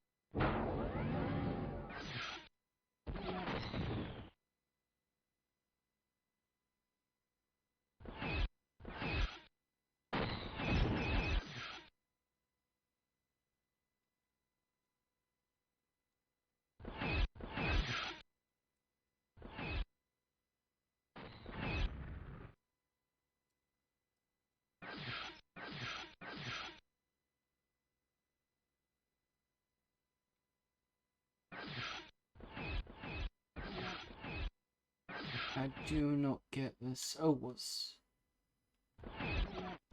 Did I click this? Must have done. I can't get anything, any response.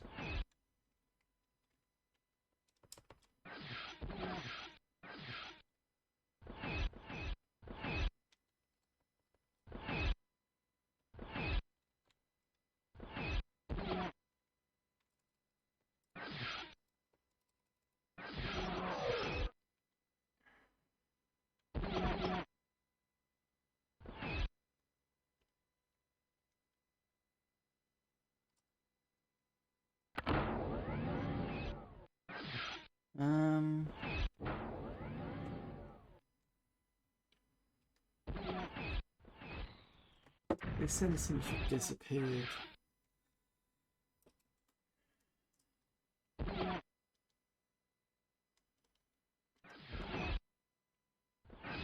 I can't get this side because of this.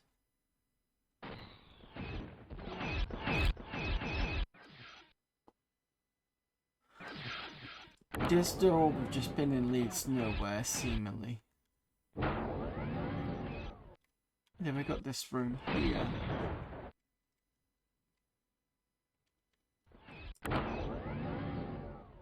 That leads nowhere. We got this door, which didn't seem to lead anywhere.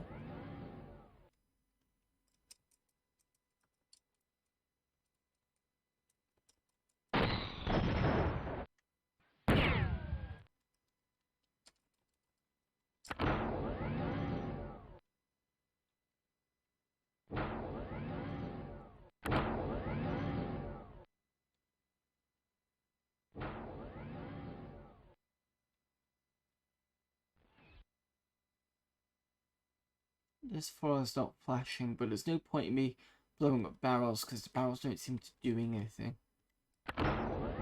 So I don't seem to do anything.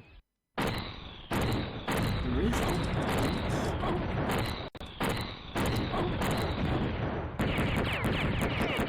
but that's not going to do anything.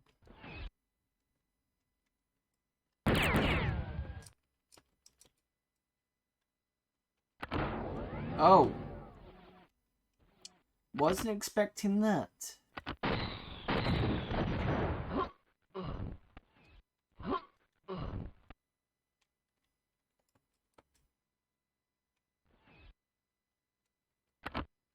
So, that was a click, but you don't see any flashing lights. Fucking hell. Which means I have to go through and click everything until I find... Jesus Christ.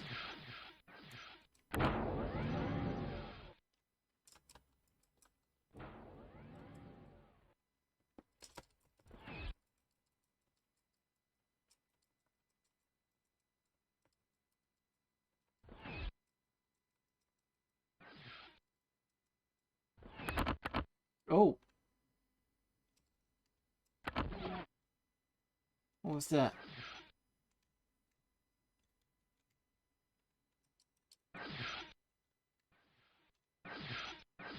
So that's done something.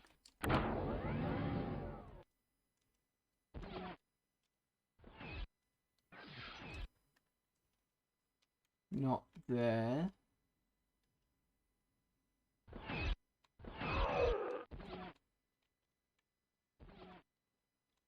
Not there.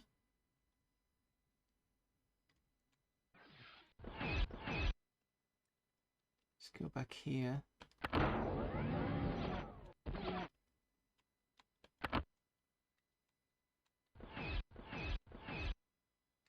Problem is I don't know how many times I've clicked it.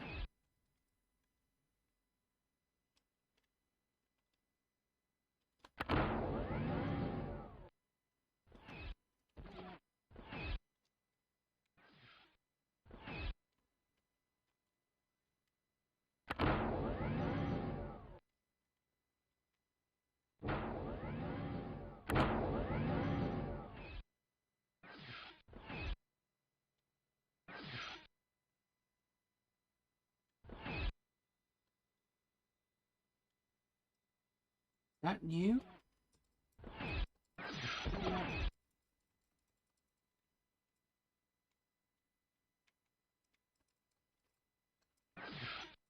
It's not doing anything.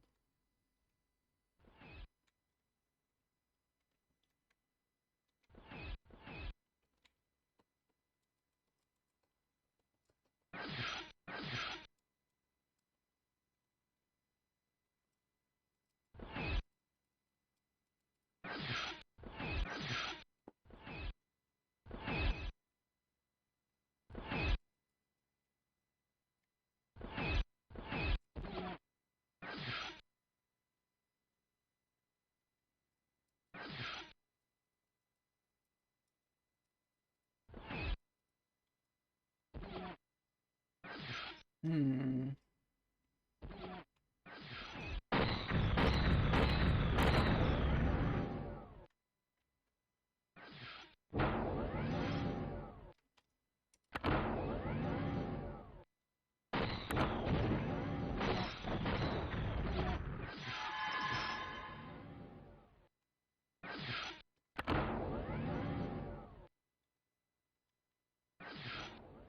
No.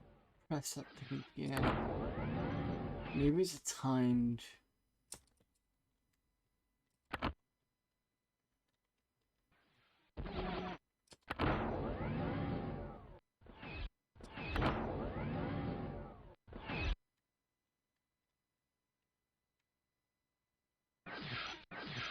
Open something else. Allows me to click something else.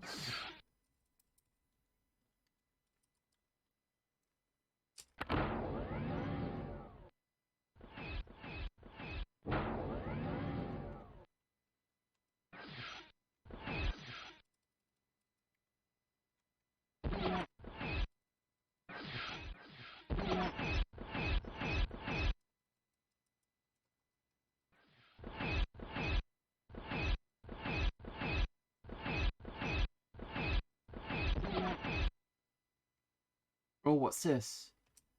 Aha.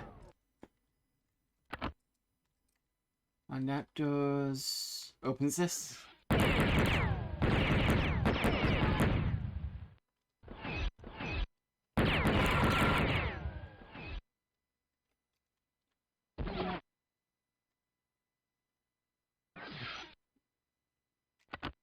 are we on 208? Right, so I'll make this the last level. That was a bit of faffing around just for a bit of a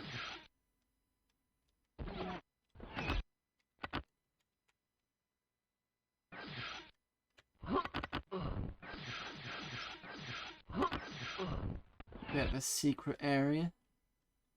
Right, so I think this is the first place we need to go. Access denied. Nope.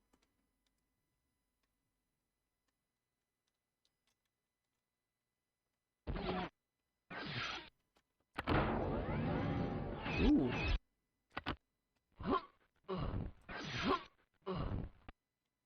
Well, I was half expecting it not to work.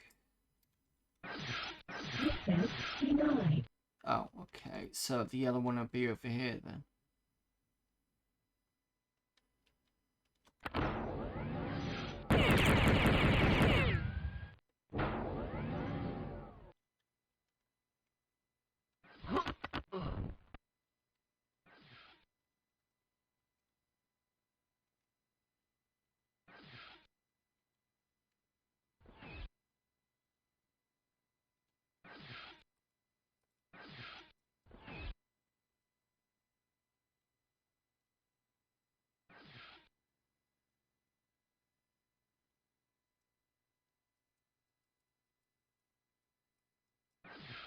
I think this is going to be another one of those faffing around in this area then.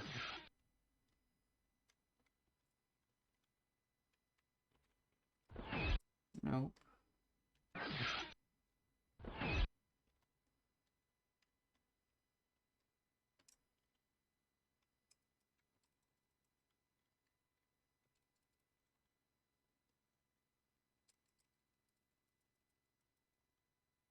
I wonder whether some of these do...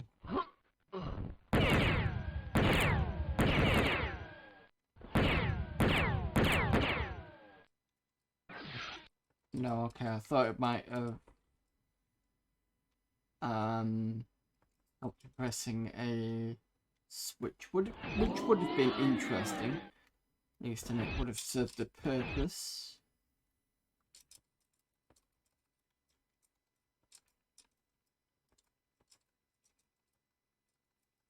Hello there, Off-Row. Here we go again, yeah.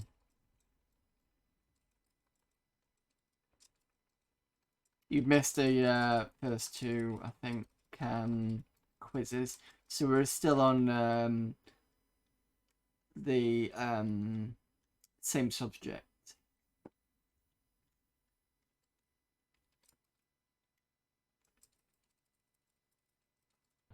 And I got 22 out of 36 and 22 out of 37, which I didn't think was too bad.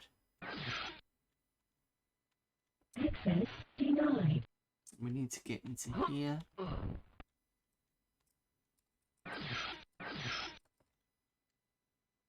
Been in there.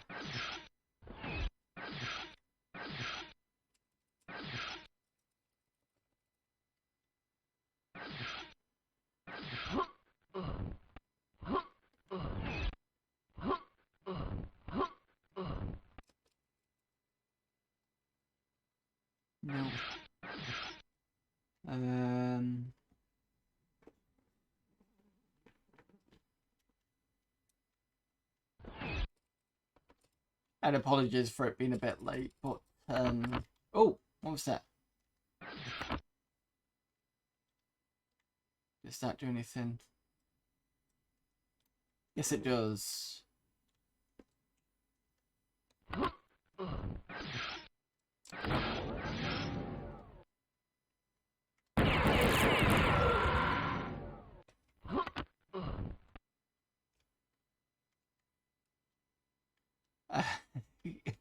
Yes, I did. I will show you what happened at the end of the stream.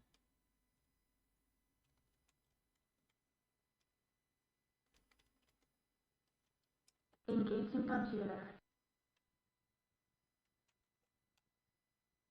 Right, so let me just look at the logs.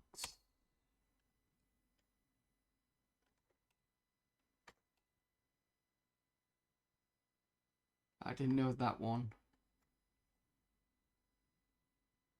What are the connections on a circuit board core? It's pissing me off now.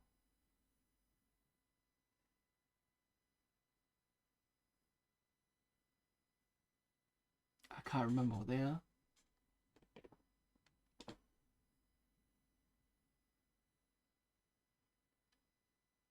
Traces, that's it. Right, so we use that as the one to escape, and then I can show you what it was. And I can tell you, but it's interesting for me to show you as well. Yes. Traces.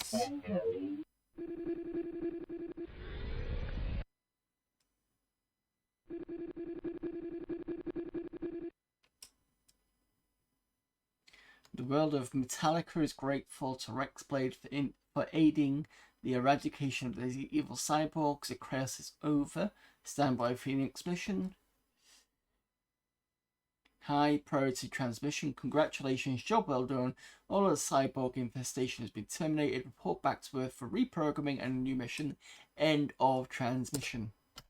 So that tells me we've done the first episode, which is good, because next week is going to be Mados, where we'll put all this aside for a moment and then come back in a month. But it's good that we've actually done the first episode. And then when we come back in a month, we'll do episode 2.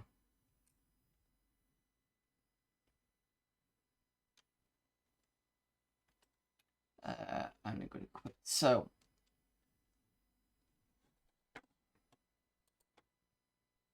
that password, let me just go and find out where it was. So you remember when I first started playing this, there was a Twitch streamer called Kinikos Dragon who was talking about how some of the files were actually text files, because I still couldn't work it out. I started looking before the stream at the password files. It's PWD, and he was saying that a lot of them were text files. So I opened PWD files and other files like PRG files in Notepad++, and they are actually text files. I think it was this one. No, that's the QA. I'll keep that open so you can see that one. Is it Manliv?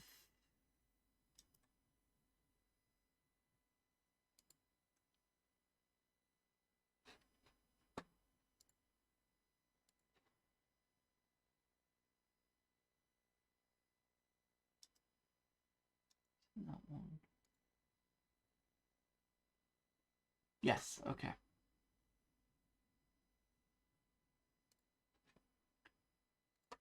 So, I don't know if you can see this.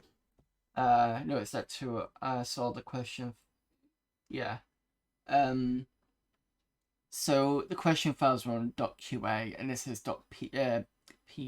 I don't know if you can see this, but this one is see ya, as in see ya, kind of. That was what the answer was. For that S something is Y, and it is slang, but it's like, it's not something that I'd think of straight away. But you can see all the passwords here. So you got water and H2O. So we could have left that level anyway. And I keep forgetting there's multiple passwords for certain bits. So TL is transport level. Q is for the questions. We got one here for GCAT. I can't remember what that one was. We've got 0 here. Space Invaders, the one we knew. And then we've still got this one. Lord Necron seems to pass through quite regularly. And then That was another one that I've opened. Pupa, cocoon, 650, moth, mosquito. And then we've got, and these are the questions here. So, how is the study of organic chemistry different from the study of chemistry? And then you can see the answers there. And I think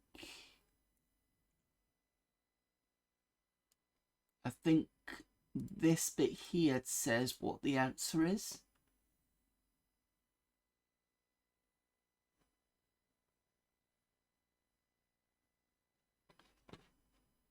So it's interesting I've done it that way.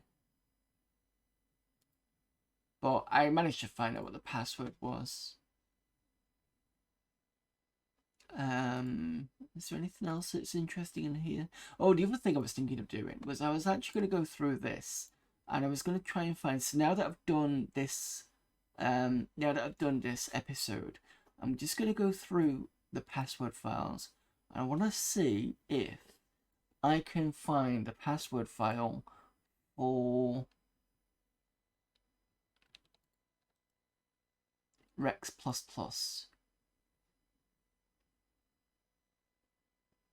There we go. Abacus, I'm pretty sure is the one for Rex++. I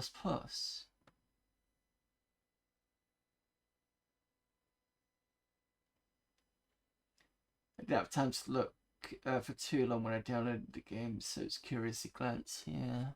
Let me just have a quick look. I'm sure Abacus was the one for...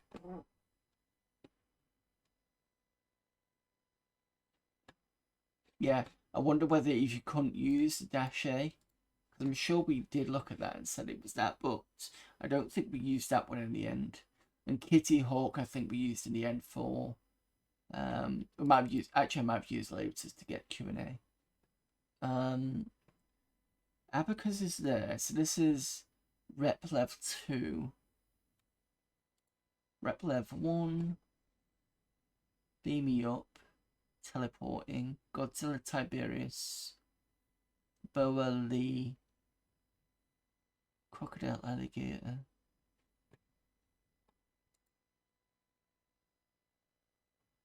Traces is the one we've just done. Where's Mercury's one before?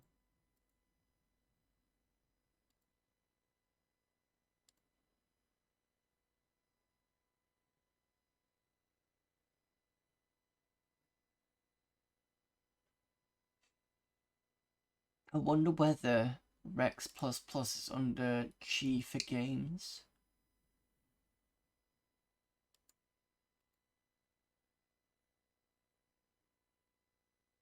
Because there's no other letter other than T, L, Q, and G.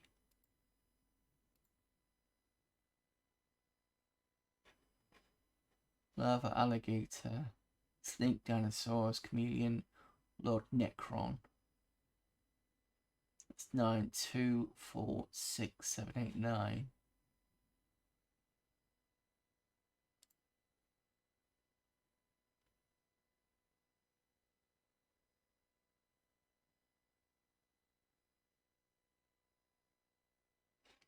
It's the first number of the password file, the number of passwords. 1, 2, 3, 4, 5, 6, 7, 8, 9, 10. What? 16 passwords, but it's only 10 here. 9, 2, 4, 6, 8, 9. See, that's the one for Rex++.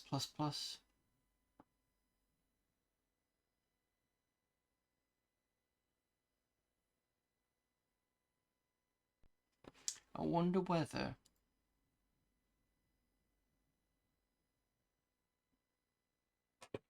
Let me just try something. So I'm wondering whether we can still access Rex++, but you've got to do a different password.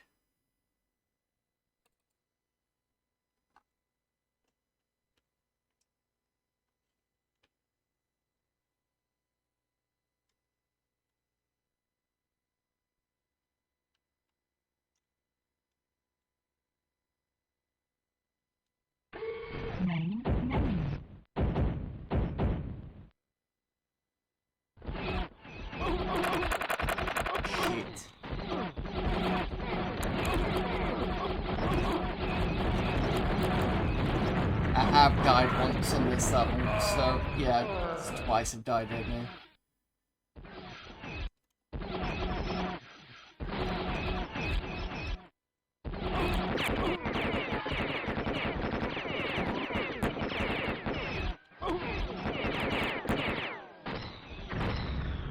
Right, let me find a terminal.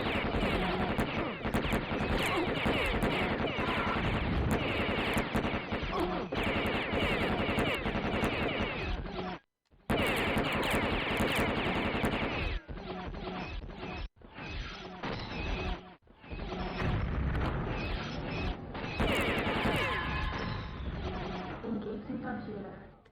Okay, so which one was this one? Was this one? Is it me or is it oh, sorry. Sorry, my fault.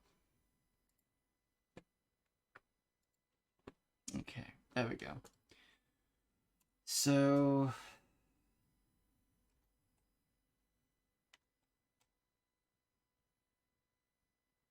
this was the one with the password about...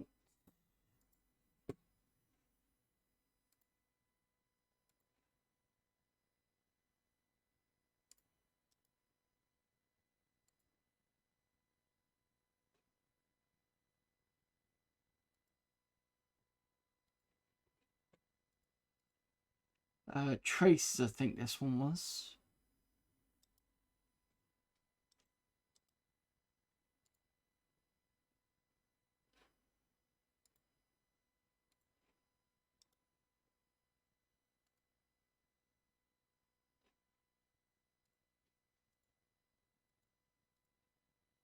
Which one was it again? Not those ones.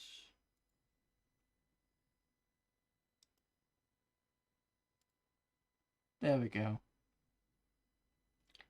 Tungsten was the answer for one of them. And tin, I believe, is this. Is the answer to this one. Yeah, that's tungsten. Yeah, I can see it here. Okay, so let's see if we can get access to Rex++. So, it's either going to be Lord Necron, 13 or 13. Oops. Yeah, so you can still access it. Okay, so that's my fault. I thought you couldn't. So it's treated as a game rather than a separate thing. See what else I can access it with. Try the word 13 because it's in there. Yep, can do that. And Lord Necron is the one.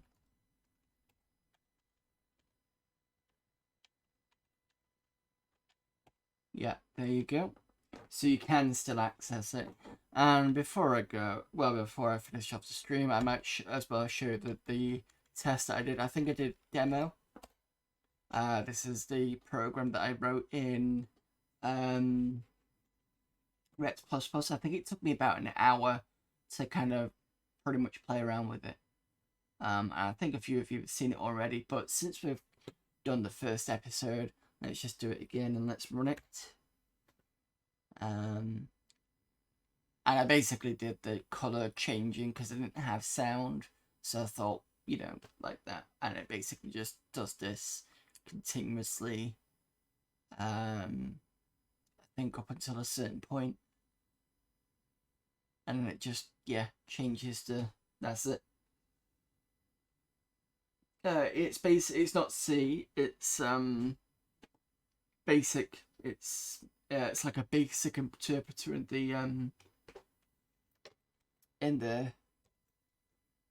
the program.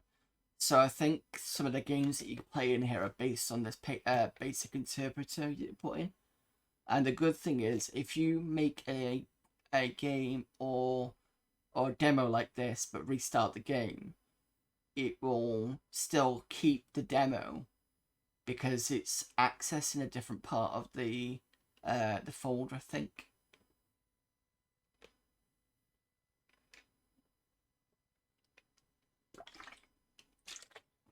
But like I said before, the idea of having a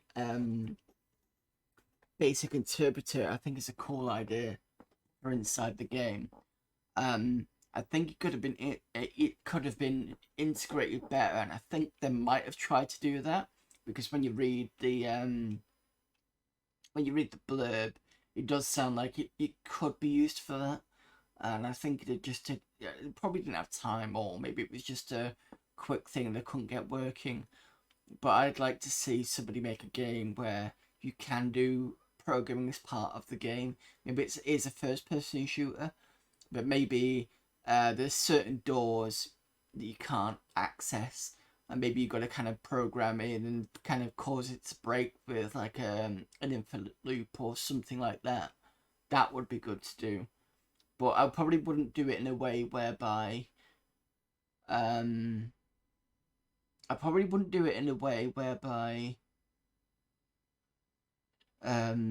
those doors are necessary. I'd probably do it as an optional, because obviously not everybody's going to understand the whole point of it, but that would be a good idea. That's pretty cool. Scheme is mental, yeah. Okay, I do know of games where program is part of it. No FPSs though. The one that I've come across recently is, I think it's TS100, and it looks very much like assembler, and it's really good because it's like got little blocks in, and you can sort of say move something and it moves over to here. Let me just exit this, because I made sure that I exited. So I've got variables here. So you got welcome, which is a string, number, color count, color randomization. There's a text. That's where you start off at 310 over here. Randomize, and then I used to randomize here. And there's the loop that basically goes to 10,000 times. I mean, I suppose I could have done it with labels. That would have put it as an infinite loop. But basically, clear the screen, but it puts the color in there anyway. Sets the cursor with X to 100. I think 100 is Y. Prints the welcome message, which is up here. And then it decrements the position. So set cursor. If you do set cursor before a print, it will basically set it somewhere else. If I could put it to like 50, 100, and then the print will start from that point, and that's usually what happens in BASIC. If you just use print screen, it sets it like top left, is it? And then just kind of goes down until you tell it otherwise. So this basically checks if it's 0, then it resets the end.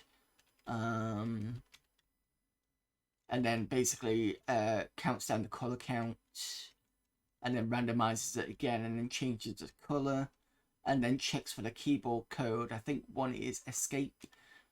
So if your escape is done, end the entire loop, and then it just drops out the loop, and then you got the delay 50, so it's not too quick.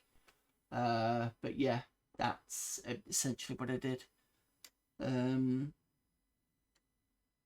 Right, okay, I haven't programmed BASIC since 48K, and that was at least 100 years ago. I am trying to just sort of show it.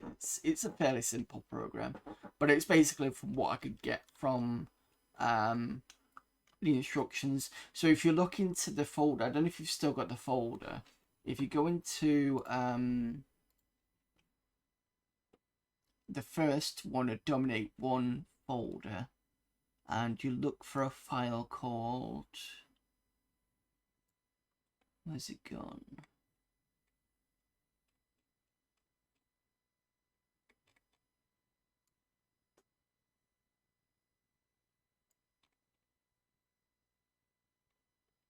think it's a document file. I think it's called something like Rex++.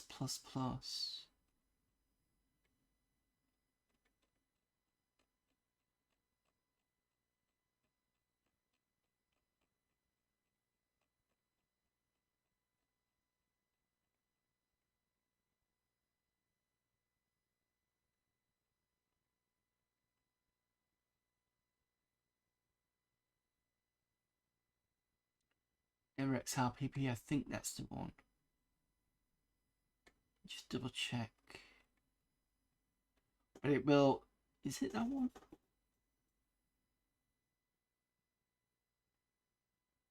I'm sure it's just a document file. I'm sure it's not that one.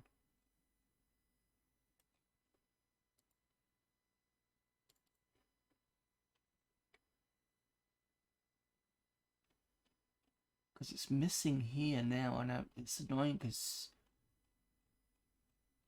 And not annoying, but it's a bit like... I'm pretty sure I've seen it. Yeah, I think it is the text file. Let me just... Because I've changed the type so I can see it by type.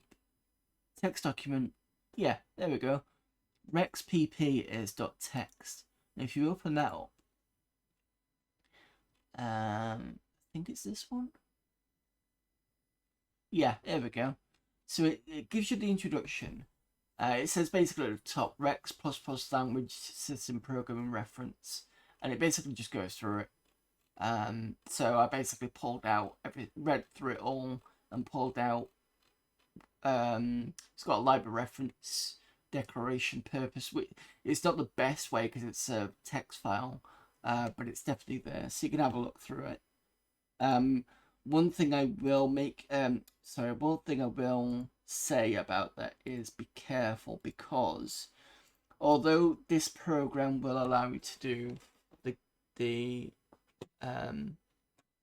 this part of it, what I have seen is sometimes if you play around with it for too long and then you go back into the game just freezes.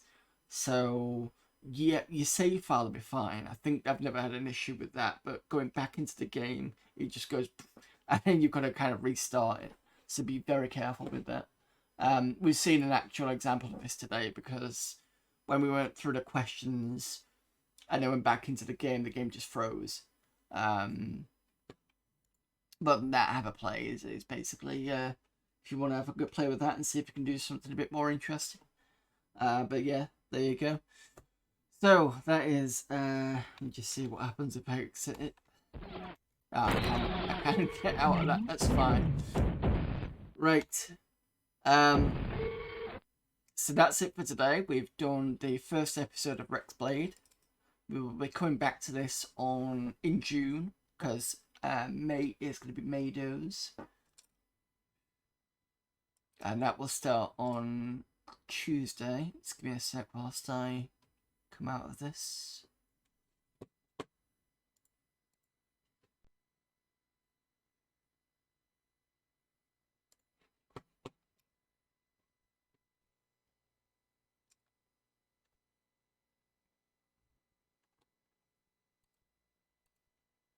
Right. So, I will be back. Nope, that's the wrong thing. There we go. So, we're back tomorrow with Amiga Monday. I think it's just a standard of cover discs for the first half. I need to sort of get back to Wasted Dreams, so I'm going to try and do that for the second half. Then Tuesday is going to be the start of Maydos, where we'll be looking at Pissed, which is the parody of Myst. Friday is going to be the random games for Maydos, so we're going to be looking at Atmosphere, which was the board game that came out, I think, in the early to mid-90s, and it was basically a VHS game with like the gatekeeper, and you'll have probably seen it. Let me just try and find an example for you. In America, I think it's called Nightmare. I will send you. Oh, where's the classic box?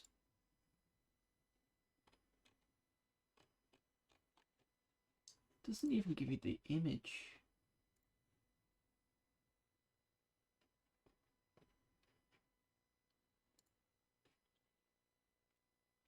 Alright, sorry, this is a Unilad thing, but I'll show you the original box. But there's basically a version of this on Windows 3.1.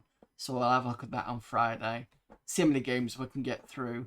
Maybe I can have a look at a couple of other games. I've already got some on the 486, so we could probably do maybe some sort of Windows entertainment pack type ones. But because we're doing this on a regular Friday, I'll be able to swap what I'm doing. But that's pretty much what I'm going to be doing on the first Friday anyway. And then Sunday is going to be back to the main game, which is Pissed. And then again, go back to Amiga Monday. So that's the only other day that I'm not doing Mados.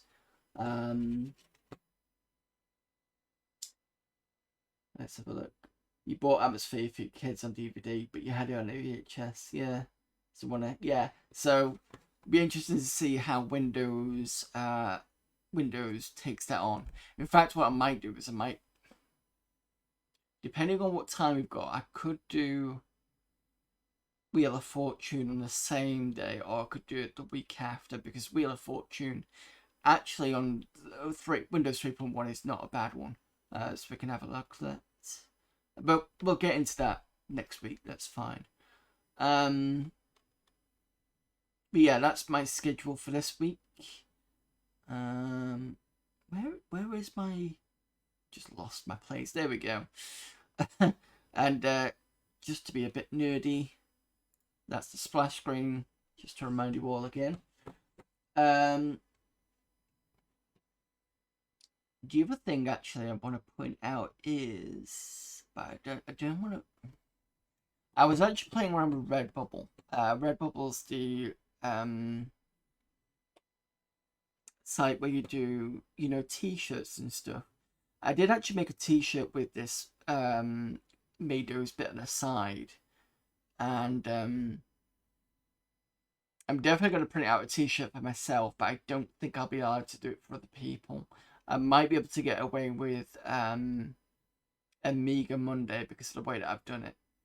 So I will probably bring it up next week and see what people think, and then maybe I can possibly do some t-shirts and stuff for the channel. I don't know. We'll have a look.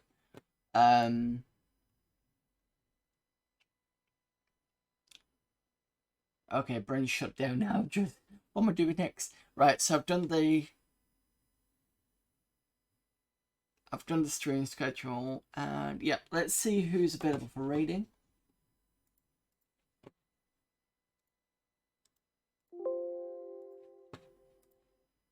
You so?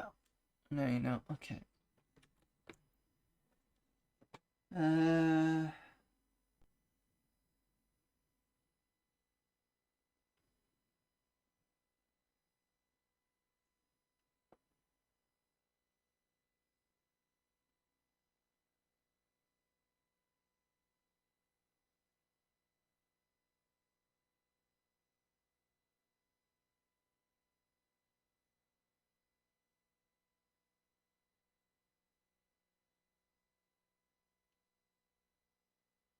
You know what? I've not seen Moonbeam Arcade for a while. They're doing retro Sunday service with NES. So basically, I'll spend some time on a NES console and just do random games on there.